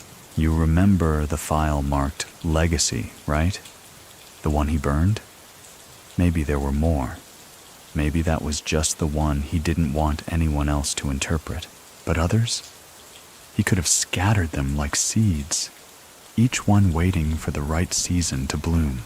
Even his old office, long since released, holds its own peculiar presence. Tenants report doors that won't quite close. A small alcove where no light bulb ever seems to work. A cabinet in the basement, bolted shut, that maintenance refuses to open without legal permission. Superstition? Maybe. But this is Manhattan. People believe in ghosts, especially when those ghosts kept receipts. Many people still think Roy's enduring presence isn't in the documents he left behind, but in the doubt he created. So, what do you think? Was the real legacy physical or psychological? Because even now, people measure risk with a Roy Cohn ruler. They ask themselves before pressing send, what would Roy do? Would he delay? Redirect? Send a handwritten note to a judge's brother-in-law with a reminder about that one time in 1964? His tactics weren't limited to law. They became life strategies. How to argue, how to pivot, how to win by outlasting. And perhaps the strangest piece of all, the way he still appears in unlikely places. One night in 1994, a late-night producer claims she received an anonymous package, no return address. Inside, a cassette tape, a recording, muffled, hard to hear, of a voice she swore was Roy's, rehearsing closing arguments, not for a real case, for a conversation, a monologue meant for no one, or maybe for everyone. She never played it for the public, just stored it in a safety deposit box and quietly moved to Chicago. Then there's the hotel story. A bellhop in Midtown claims he once helped an elderly man load a briefcase into a waiting car. The man tipped well, but said nothing. Days later, someone recognized the briefcase. A rare make, custom monogrammed, RMC. Supposedly, only one set was ever made. The man, never identified. The briefcase, vanished. And yet, even with these stories, there's no closure. Roy made sure of that, because the files weren't just about leverage. They were layers, protection, prophecy, threat, memory. They were everything he couldn't say out loud, and everything he didn't need to. And so we arrive at the close of this chapter, where Roy Cohn is no longer a man, or even a legacy.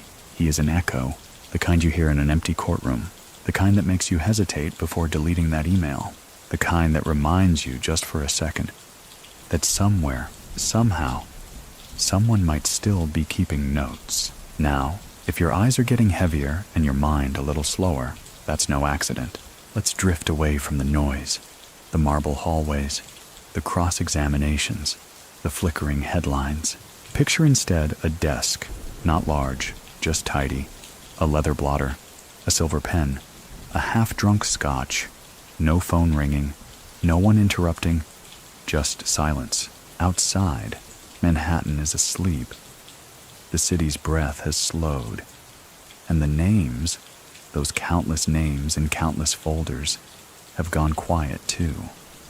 Not erased, just resting. Maybe you hear paper turning, maybe you don't. Either way, nothing's urgent now. The files can wait, and so can you. Just close your eyes. There's nothing more to read tonight. The silence that followed Roy Cohn's death didn't last long. Silence, after all, was never Roy's natural state. It was just his weapon. And those who inherited his tactics didn't let them gather dust. As the 1990s unfolded, the legal world began mutating. Subtly, then rapidly. Corporate lawsuits no longer felt like legal matters. They felt like wars.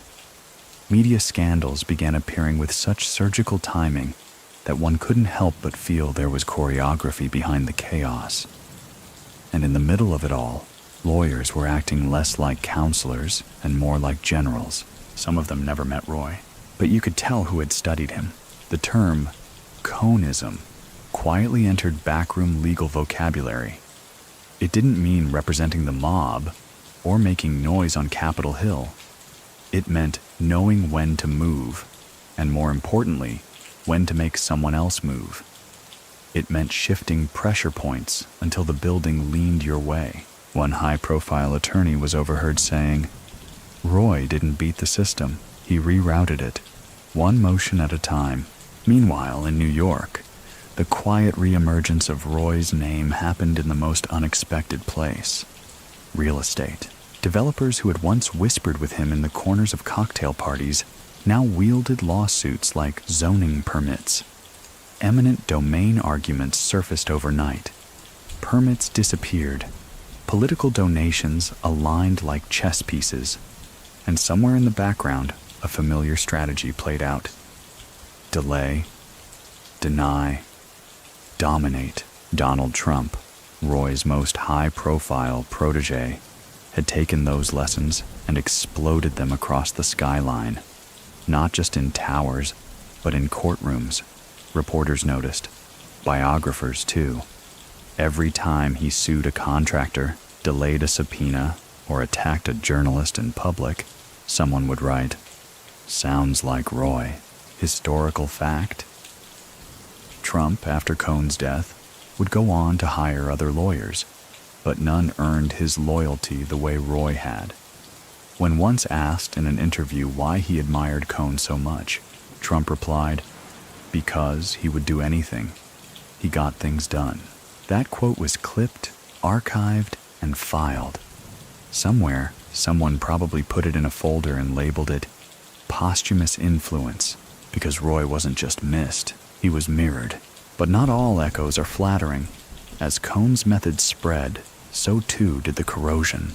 The legal system, already burdened, became bogged down with retaliatory lawsuits. Frivolous became the new strategy. Filing became a threat. Depositions were less about truth and more about intimidation. The courtroom became a stage for narrative, not resolution. Roy had planted those seeds. Now the garden was overgrown. Many people still think Roy's influence poisoned the water more than it quenched any thirst for justice. So what do you think? Was he a genius ahead of his time? Or just the architect of a slower, quieter collapse? Then, something strange.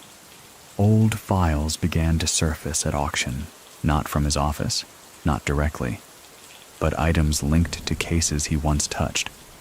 A typewritten note on his letterhead. A deposition transcript with his annotations in the margins. Just a few words, blue ink, underlined once. Never admit. Shift.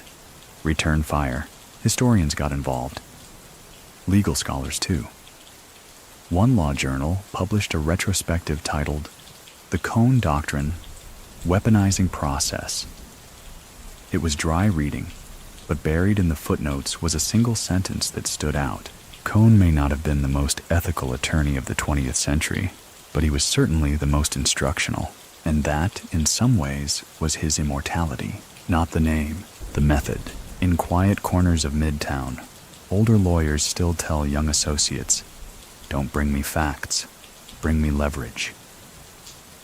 It's a line Roy never officially wrote down, but one he might have engraved somewhere, just deep enough to last. Then there was the matter of the final folder. A collector, anonymous, claimed to have acquired a Roy Cohn file through a third-party estate sale. No one verified the chain of custody. The contents? Never published.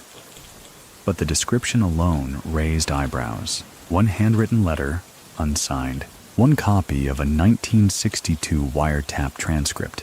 One photograph of 3 men, 2 of them now deceased, seated at a restaurant known for hosting private legal dinners. The collector never came forward. And maybe that was the point, because Roy's power didn't come from the contents of his files. It came from the idea that someone, somewhere, might open one tomorrow. One judge put it best. Cohn's real legacy is uncertainty. No one knows what he had, so everyone acts like he still might have it. And so, even now, decades on, Roy's specter isn't just a memory. It's a management style, a philosophy, an operating system coded into power's most insecure corners. He once said, offhandedly, during a deposition, "The truth is just one version. The timing is what matters." That quote never made it into any law textbook, but somewhere in a room full of closed doors and locked drawers, it's framed, under glass, waiting. New York changes, but some ghosts keep their corner offices. By the turn of the millennium, Roy Cohn had been gone nearly 15 years, and yet his style, his peculiar mix of charm, venom, and litigation as blood sport, was more alive than ever. Not in name, but in execution. You could feel it in certain cases. The language used, the timing of leaks, the way subpoenas arrived just hours after rumors started spinning in the press. None of it traced to Roy, of course. But every veteran lawyer who saw it knew exactly what they were looking at. Roy wasn't just studied, he was replicated, and in some cases reverse engineered. Because as more time passed, younger attorneys, ones who had only heard his name in hushed tones, began to investigate. Not his biography, not his ideology, but his methods. His tactics were dissected like wartime strategy. Never file first, file second and harder. Keep 3 versions of everything. One for court, one for leverage, and one just in case the first two disappear. Speak softly in public, but never forget who owes you favors behind the curtain. Historical fact? In the early 2000s, several high-profile legal training programs, off the record of course, began including case studies based on Cohn's most notorious maneuvers, stripped of names but unmistakable in structure. A whole generation of litigators learned how to weaponize depositions, delay justice through redundancy, and use media pressure as a pretrial tactic. It wasn't law, it was legal choreography, and Roy had written the original score. Meanwhile, the ripple effect widened. Cases that once might have settled quietly now exploded across headlines. Politicians adopted litigation not as a shield, but as a sword. CEOs sued critics not to win, but to exhaust them. And behind it all, you could hear Roy's voice. Not literally, but in the pacing, in the script. At a downtown law firm, a junior associate coined the term Cohn fog, when opposing counsel's strategy becomes so layered with ambiguity, misdirection, and last-minute filings that the truth becomes irrelevant. One senior partner just laughed and said, "Fog's generous. Roy brought smoke." Still, not everyone was using his tactics with precision. Some misunderstood his intent. Roy didn't believe in chaos for its own sake. He believed in control through narrative. You don't bury facts, you obscure them behind louder facts. You don't destroy your enemy, you keep them standing, just quiet enough to be useful. Which is why, when a billionaire tech mogul launched simultaneous lawsuits against 3 former partners, each in a different state, each timed to interrupt key business transactions, one journalist covering the case wrote, "It's not that he's using Roy Cohn's tactics, it's that he thinks he understands them, and that's more dangerous." Because here's the thing, Roy's style wasn't scalable. It was custom-fitted, built for a city that ran on elevators, martinis, and fear. In the wrong hands, his approach crumbles. Too blunt, it looks like bullying. Too cautious, it collapses under its own weight. Many people still think the true heirs to Roy's influence aren't the loudest, richest, or even the most controversial. They're the ones you never notice, the quiet fixers, the men and women who never go on camera, but always have someone on speed dial. So what do you think? Is his ghost visible in public flameouts, or in the smooth silences behind unexpected victories? Then came the strange little auction. It didn't make the front page, barely made the back. Just a local estate sale in Westchester. Among the items, old legal pads, office memorabilia, and a sealed envelope marked Personal Effects, RMC. It sold for $110. The buyer, an archivist and collector, opened it privately. Inside, a typed letter with no signature, a business card from Studio 54's co-owner, and a single sheet of yellowed paper with this scribbled note. Call if they threaten to talk. Remind him of what we know about Room 11. No context, no explanation. But if you knew Roy, it was perfect. A story with no beginning, no end, just implication. That's the thing about Roy's legacy. It's never loud, it's lingering, and the city still reacts to it. A former appellate judge, long since retired, once said during a private lecture, "Roy didn't haunt the courthouse. He haunted possibility. The idea that somewhere, someone has a folder that ends your career. That's not law, that's psychology." And maybe that was Roy's real innovation, replacing the threat of conviction with the threat of reminder. Because in his world, justice wasn't about punishment. It was about preservation, of control, of secrets, of files. There's something about Roy Cohn's name that makes rooms quieter. Even now, well into the 21st century, you can see it happen. In law schools, when a professor mentions that era, students straighten their backs. In city council chambers, when someone brings up cone-style pressure, aides glance at each other, subtly, as if someone nearby might still have a connection.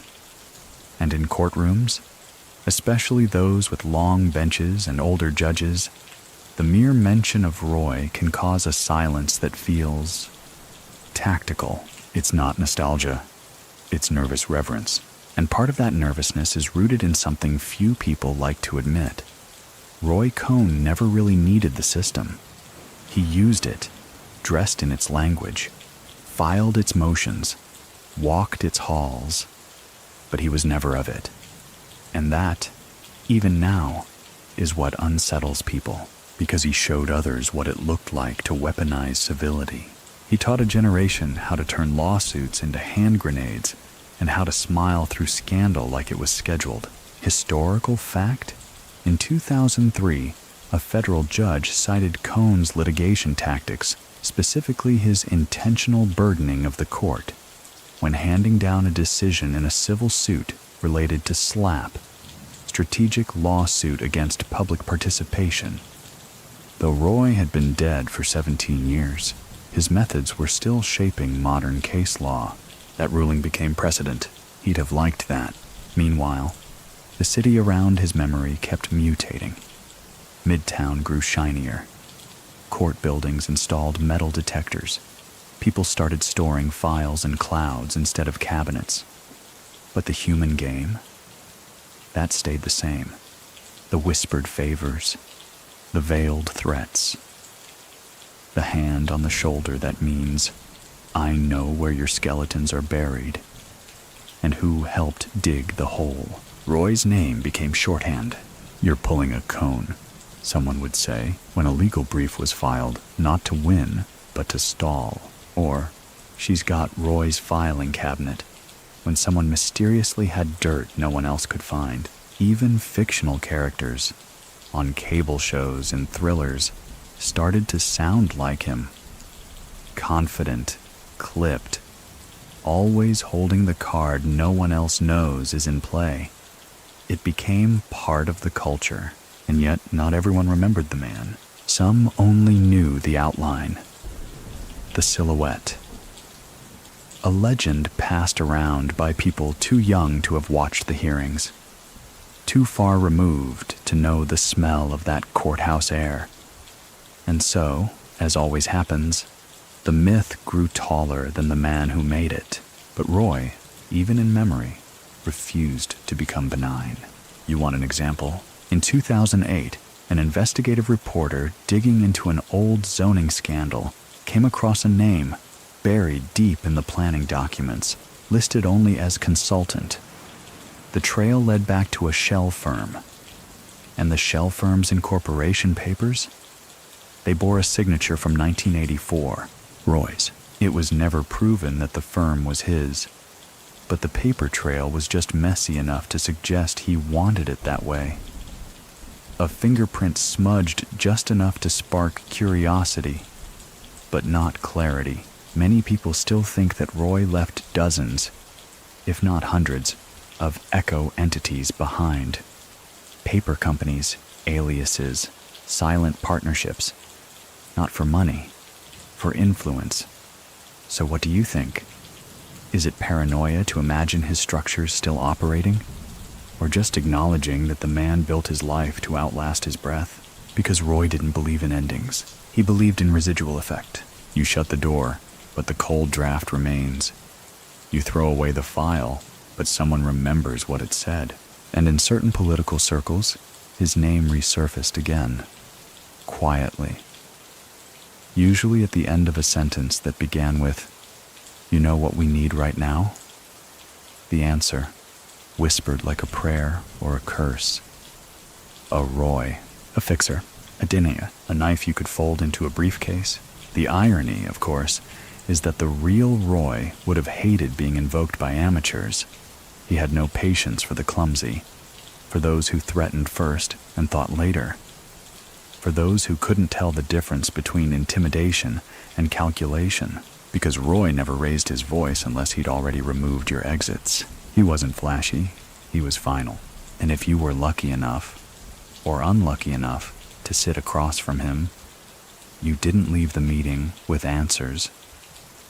You left with a knot in your stomach and a vague suspicion that your secrets had already been indexed.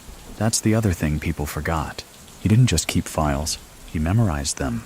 Page numbers, margin notes, the angle of a paperclip.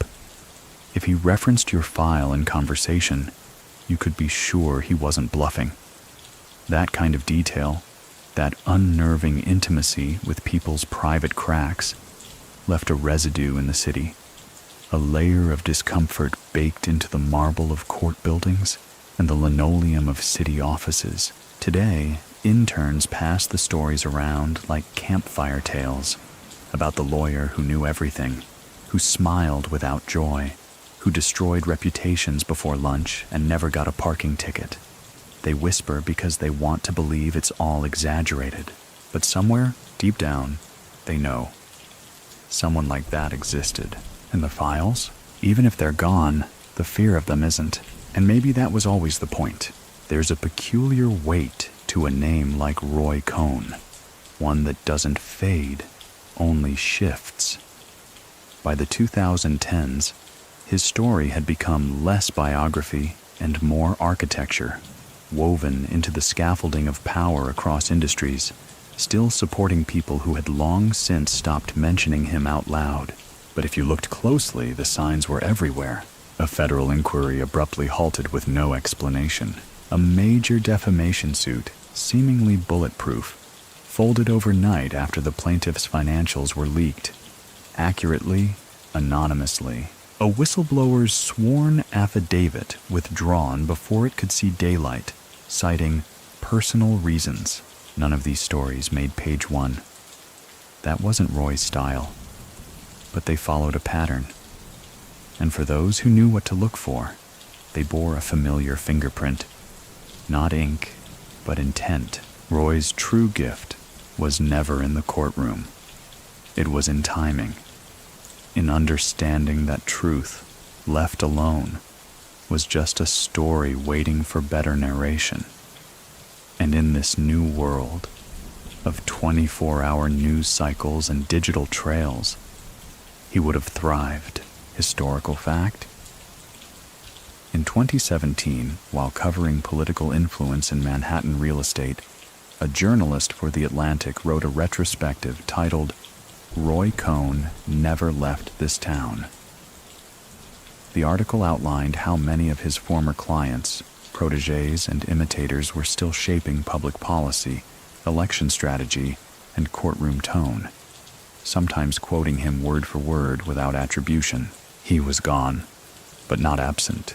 Many people still think the post-Cohn era is less about replacing him and more about chasing his blueprint. So what do you think?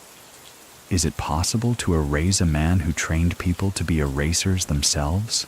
Because that's the paradox Roy engineered. He made himself indispensable by making himself reproducible. Every modern fixer owes him a nod. Every behind-the-scenes operator who knows how to kill a headline, redirect a deposition, or leak an unverified document with surgical ambiguity, they are all walking case studies in Cohnist mechanics. Even now, the legal playbook still has his chapters, unlabeled but quoted. Never sue alone, bury them in cross claims, never defend yourself, attack first. If the press is watching, you're already halfway to a win. These rules, passed hand to hand, mentor to protege, have outlived the man who wrote them.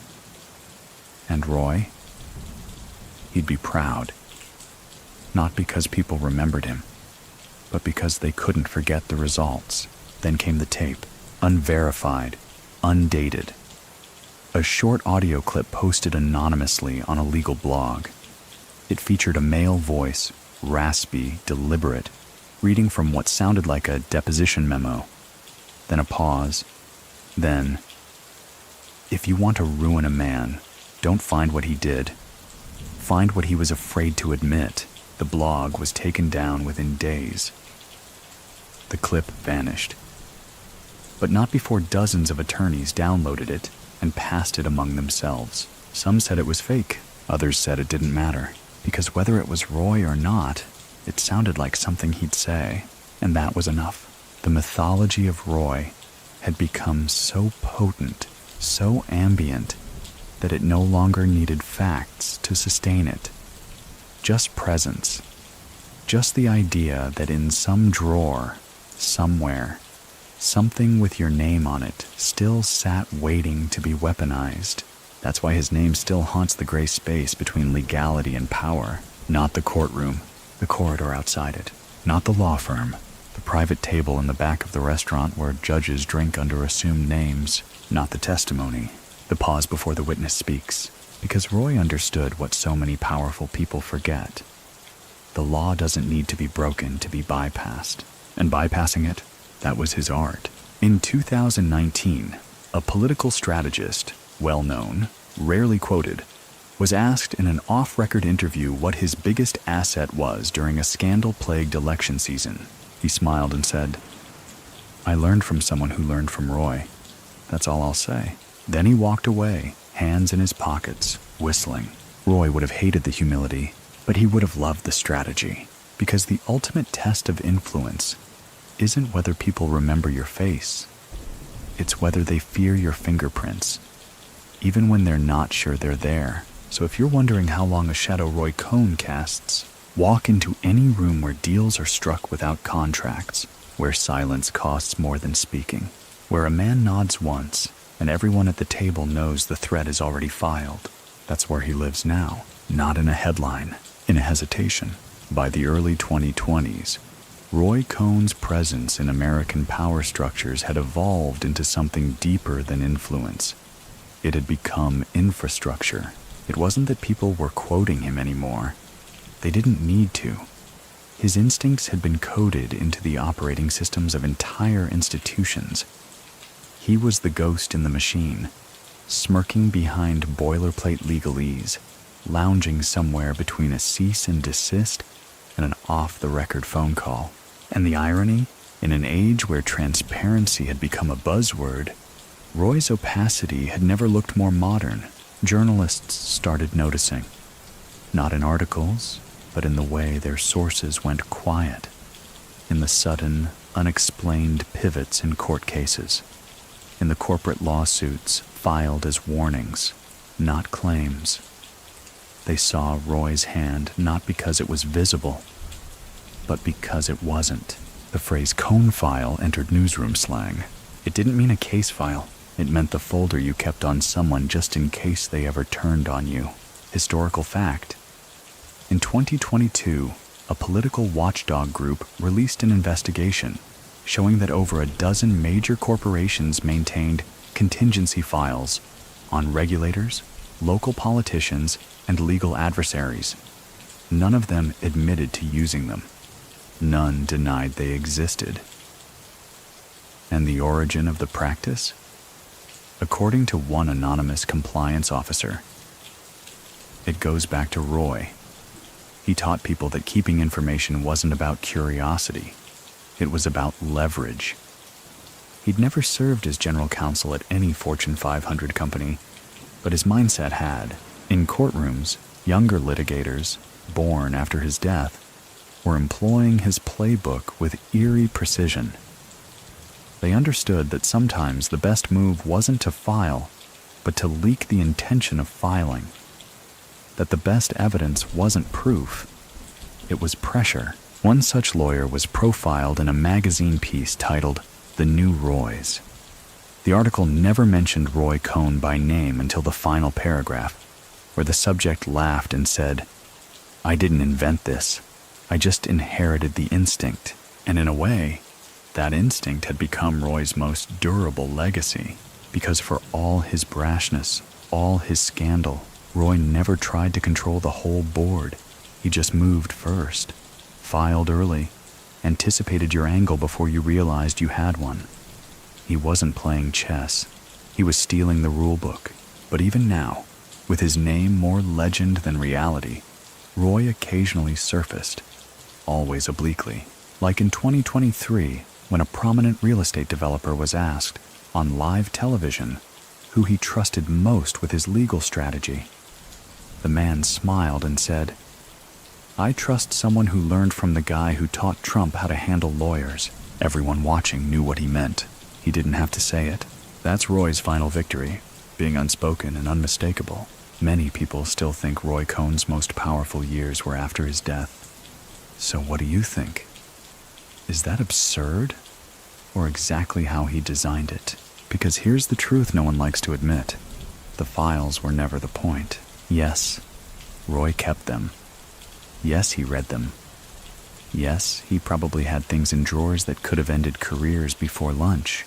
But the real genius wasn't in what was written. It was in what people believed might be written. Fear didn't come from the folder. It came from the possibility of a folder. That's why people paused when his name came up. That's why judges recused themselves from cases where he'd been involved years after he was gone. That's why law firms still teach mock cases based on a certain mid-century fixer. And that's why, late one night in 2024, a young staffer at a major lobbying firm pulled a file labeled Old NYC MISC from a forgotten cabinet and found a note, dated 1985. Typed, no letterhead, no signature, just 3 sentences. If they ask about me, tell them I never met you. If they threaten you, tell them I said to go ahead. If they panic, tell them I still have the copy. No one knows who it was written for or why it was kept, but they didn't throw it away. They filed it under legacy and locked the drawer. You'd think, after decades of silence, the name Roy Cohn would finally recede into dust, shelved alongside other infamous relics of American legal history. But that's not how Roy built things. He didn't build for attention. He built for longevity. And that's why, in 2025, you can still feel him in places he never physically walked. He's there in the waiting room of a high-rise law firm, where a junior partner is quietly advised not to email sensitive strategy. Put it on paper, hand it off, like Roy used to. He's there in a back-channel call between a political consultant and a tabloid editor, where the subject isn't truth, but timing. He's in the whisper that follows the phrase, "Let's hold off on filing. Make them sweat first." Because even now, Cohn's gospel is not about law. It's about human pressure points, historical fact. In 2025, a Freedom of Information Act request filed by a legal historian surfaced an FBI memo from 1983. The memo described Roy Cohn not as a legal threat or a suspect, but as a strategic concern in the information chain. The memo's language wasn't accusatory, it was cautious. They weren't afraid of what he'd done. They were afraid of what he knew. That phrasing, decades later, reads like prophecy, because Roy had stopped chasing outcomes long before he was disbarred. He'd already figured it out. Information doesn't expire. Fear doesn't get old. And those two things, they outlive everything. In early 2025, a documentary surfaces, titled Roy, the Lawyer Who Never Left. It's slick, moody, built for streaming. The trailer features dimly lit shots of manila folders, slow zooms on redacted pages, and audio clips that might be Roy, might not. It's a hit, but it misses the point, because Roy wouldn't have wanted a retrospective. He would have wanted a cameo, a line dropped mid-conversation, a name scribbled in the margin, a moment where someone pauses mid-sentence and rethinks their next move. He wouldn't want to be admired. He'd want to be anticipated. Many people still think his greatest strength was legal brilliance. But those who knew him, and those who still operate like him, know better. Roy's real brilliance was unsettling continuity. He never warned you when he was done. He just stopped showing up and made you wonder why. There's a story from early 2025, quiet, unconfirmed. A senior political aide is cleaning out an inherited office drawer in Washington. Behind some outdated budget documents, he finds a slim, sealed envelope with a yellowing label. For when they ask. Inside, 3 names. No explanation, no dates. Just a post-it attached. this should still work. R. The aide puts the envelope in a shred pile, then moves it to a locked drawer instead, because no one shreds a message from Roy. Not really. Later that year, a high-stakes court case collapses after a last-minute recusal. A judge, citing emerging conflict issues, steps aside. No one says why, but one reporter, half drunk at a bar in Tribeca, mutters, "Must have been a Cone file somewhere." Everyone laughs, then stops. The silence after the joke is the part that matters, because Roy's real legacy isn't carved into buildings, it's felt in hunches. In moments where someone chooses not to speak, not to file, not to dig deeper, he taught the system how to doubt itself, and that may be the most effective form of control. You want to know the final proof? Every few years, someone still tries to find the last file, the one people swear he kept on the people no one dared cross, but no one ever finds it. And maybe that's because it never existed, or maybe Roy mailed it to someone, with instructions and a promise. If this opens, something's already gone wrong. There's a difference between being remembered and being used. Roy Cohn understood that better than anyone. By 2026, almost 40 years since his death, his name no longer just pops up in footnotes or throwback scandals. Instead, it appears as a strategy line item, subtly embedded in legal templates, communications memos, crisis playbooks. You won't find it in bold, but it's there. Corporate law firms use euphemisms like preemptive narrative construction or offensive litigation planning. What they really mean is pull a Roy, hit first, control the language, make defense look like defeat before the other side can file a motion. His name floats in politics too. Not in endorsements, but in behavior. When a candidate dodges an indictment by reframing the narrative around the prosecution's bias, when an advisor stages a press leak to bury another, when a billionaire attacks a regulator instead of answering a subpoena, that's the method in motion. Roy didn't write a rulebook. He wrote instinct into the marrow of American power, historical fact. In 2026, a leaked internal memo from a major Silicon Valley PR and legal advisory firm included a legacy playbook file listing historic legal strategies from past power brokers. The top name? R.M. Cohn. The contents? Unclear. But the firm's response to the leak was telling. No comment. That silence. Vintage Roy. Many people still think that invoking Roy is too dated, too dangerous. But others, especially those under pressure, know better. So what do you think? Does the man live on in name or in outcome? Because here's the truth no one says aloud. You don't need to agree with Roy to emulate him. That's the real trick. He never needed followers. He just needed patterns to survive him. Patterns like this. Build the file before the friendship. Talk last, but know everything by the time you do. Let others leak for you. Never use the sharpest knife first. Keep something back. Always. You hear echoes of that in the way modern deals are closed, with fewer signatures and more leverage points. In the way negotiations are preceded not by opening offers, but by whispers about past errors that could surface. In the way public relations firms keep just-in-case folders on potential crises, sometimes before their clients are even aware of the risk. This isn't paranoia. It's Roy's blueprint for survival, and it's spreading.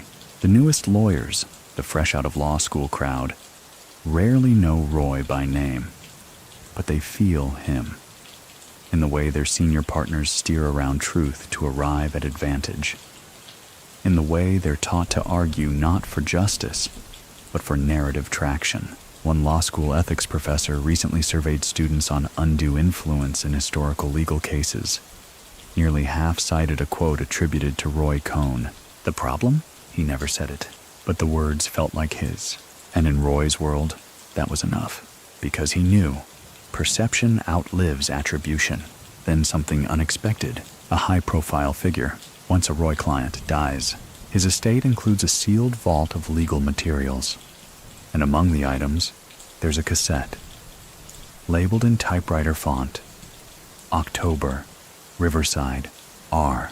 It's a voice memo, just under 3 minutes. Roy's voice. The tape begins mid-sentence. E. And if they say anything, just remind them how long I've been quiet.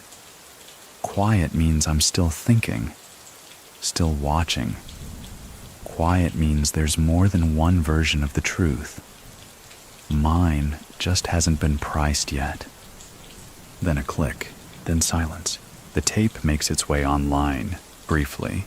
It's taken down within 24 hours, but not before it's downloaded, clipped, filed, added to a new kind of drawer. The digital kind, because Roy's world, folders, safes, whispers, has gone virtual now. But the logic is the same. Someone, somewhere, always has the file. And if they don't, they want you to believe they do. That's where Roy Cohn still lives. In the pause before someone speaks too freely. In the hesitation before someone testifies. In the second look, someone gives a closed drawer before they leave the room. Not present, but never fully gone. It's almost poetic, in a noir sort of way, that the further Roy Cohn fades from the living memory of America, the clearer his methods become. By 2027, Roy's name no longer dominates conversations. It haunts their margins. He's not quoted. He's implied. His shadow stretches across courtrooms, newsrooms, war rooms. And if you listen closely, if you really lean in, you'll notice that the people who operate the most like Roy are the ones who never say his name, because they don't have to. They know. Invoking Roy is redundant if you're doing it right. It shows up in how documents are worded, bland on the surface, with barbed wire buried in the footnotes. It's in how meetings are scheduled at the last possible minute, giving opponents no time to prepare. It's in how the narrative gets changed not in court, but in a headline that lands 1 hour before the morning talk shows. It's all Roy, even if the young ones think they invented it. Historical fact. In 2027, a whistleblower case against a major pharmaceutical company collapses after key documents are ruled inadmissible. The reason? A procedural technicality that hadn't been cited since a 1979 federal case, argued by Roy Cohn. A coincidence? Probably not, because Roy never aimed for popularity. He aimed for durability, and he got it. The legal system, bloated, delayed, permanently in a tug of war with itself, still shows signs of his blueprint. Lawyers file motions with no intention of arguing them.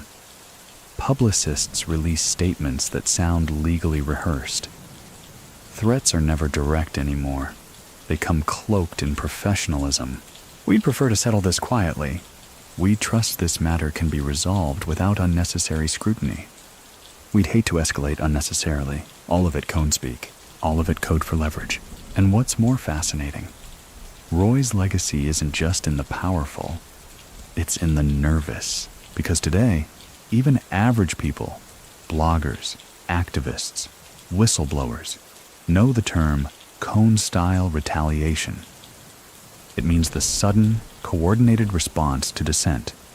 A legal letter, a sudden audit, a digital smear campaign, or worse, a silence too organized to be accidental. And that silence, it's his music. Many people still think Roy Cohn's techniques were only relevant to a different era, when typewriters clicked and courtrooms smelled like tobacco. But so what do you think? Has time softened the man, or just sharpened the methods he left behind? Because in 2027, information is faster, but doubt is still the most efficient weapon. And Roy understood that. The fear of exposure remains more powerful than the exposure itself. You want proof? Ask any executive who's pulled their name off a press release at the last minute. Ask any politician who's suddenly reconsidered their vote. Ask any billionaire who's quietly settled a lawsuit with no admission of wrongdoing and a gag order longer than the Constitution. That's the Roy effect. Subtle, chilling, effective. And then there's the curious case of the Roy Papers. A collector, anonymous of course, claims to have purchased a collection of Cohn's personal effects at a private estate auction. Included were an engraved lighter, supposedly a gift from J. Edgar Hoover, a Rolodex with dozens of redacted names, and a folder labeled simply unopened. Let them wonder. It's not the contents that matter. It's the existence, the idea that there's still more, that Roy even now is holding out. Because that was the game, not proof, possibility. He knew that when you create a trail with just enough breadcrumbs to keep people nervous, they'll walk themselves into paranoia without you ever needing to speak. And maybe that's the last real truth about Roy. He didn't want to be known. He wanted to be felt. In the unease, in the hesitation, in the moment just before someone answers a question they shouldn't.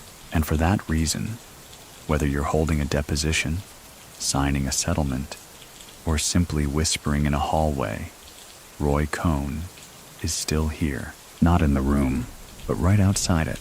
By 2028, Roy Cohn's name has morphed into something strange.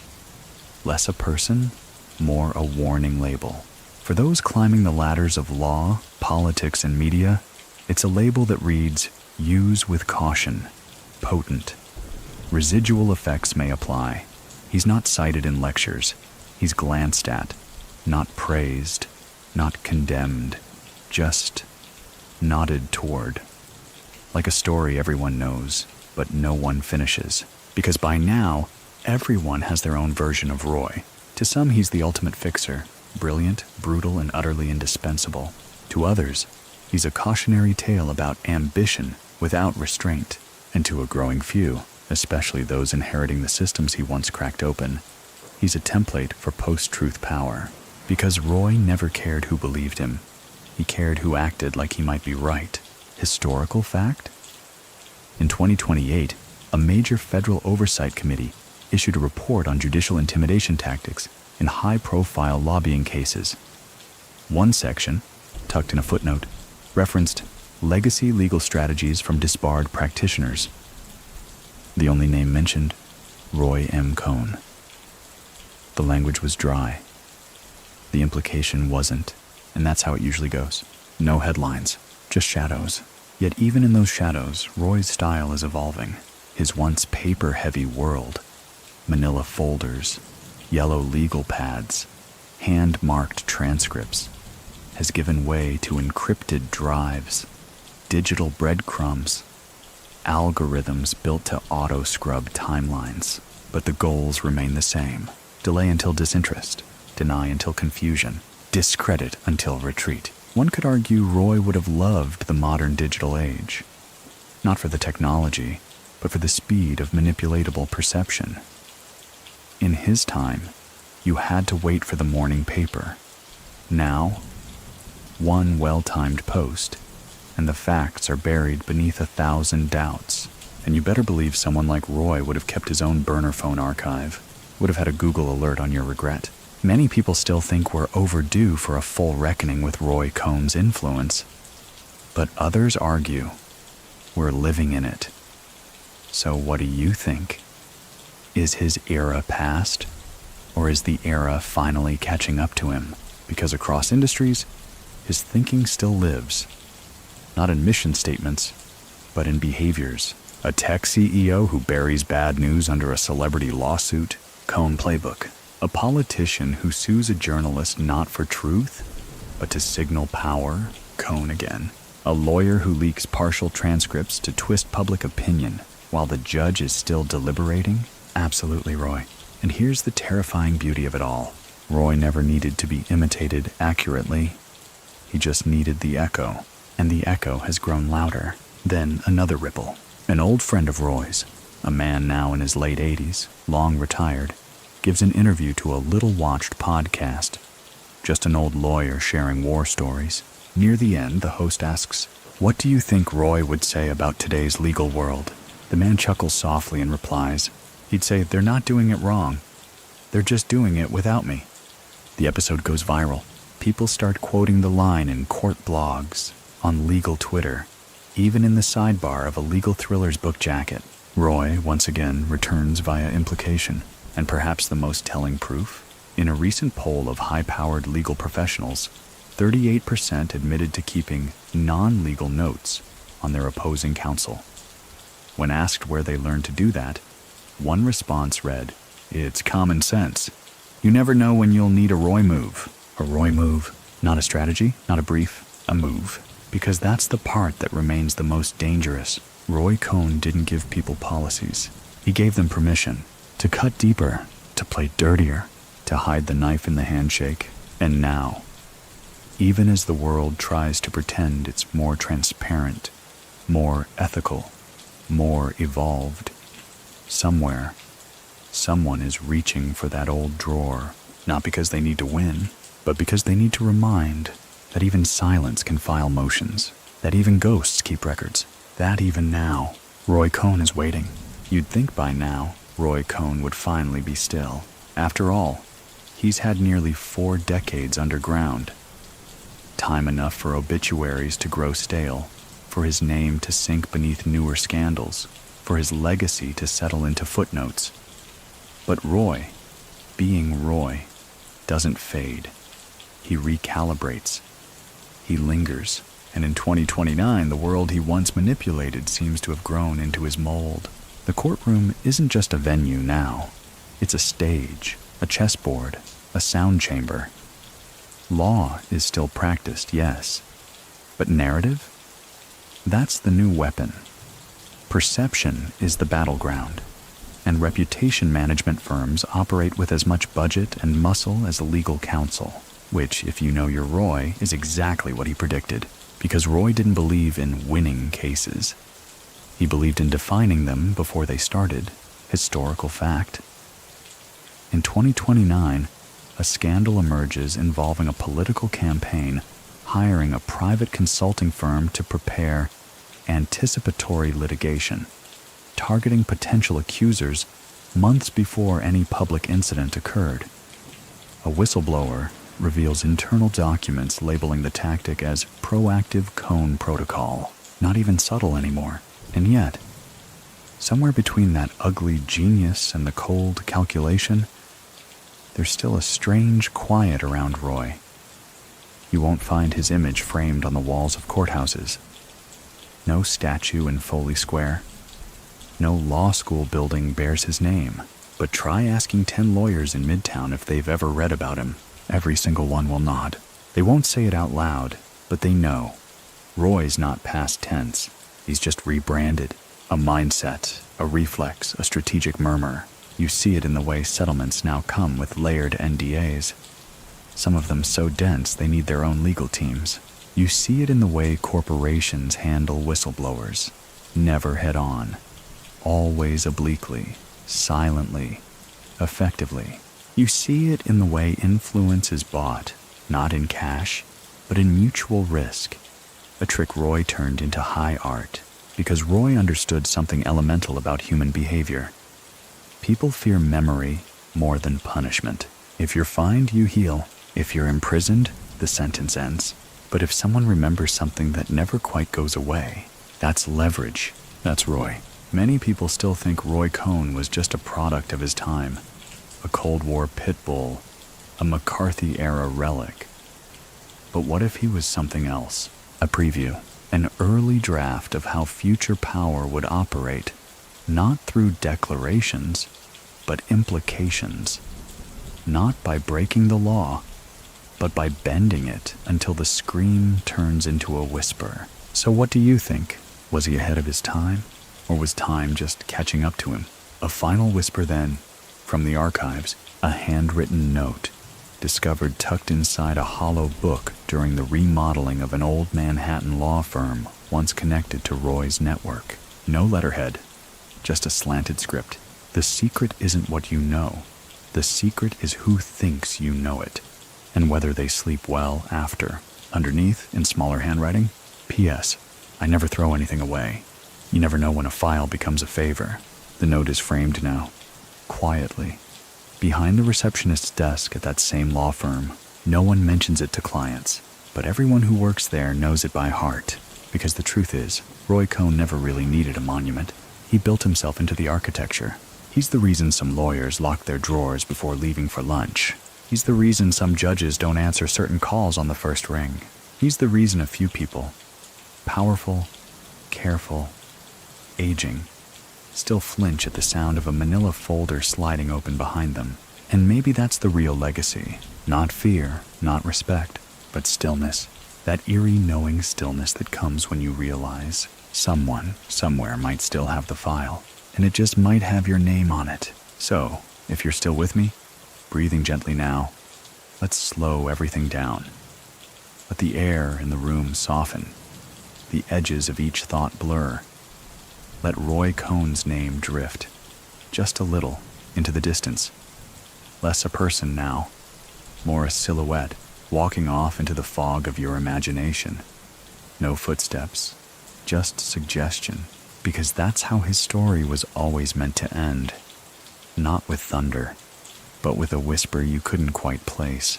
We've walked through back rooms and boardrooms, through faded memos and half-buried rumors, through a city still echoing with choices he made long ago. But that's all in the past now. Let it settle. Close the drawer in your mind where the just-in-case files are kept. Let the courtroom doors creak closed behind you. And breathe. You're not in Midtown anymore. You're here, quiet, unbothered, letting the hum of a fan or the comfort of a dark room take over. Let the tension that once lined your shoulders ease its grip. Let your thoughts go quiet, like papers sliding back into place. And in that quiet, you'll find something Roy Cohn never chased. Rest, not silence out of fear, but calm out of release. So sleep easy now. The lights are low, the files are closed, and the night belongs to your peace.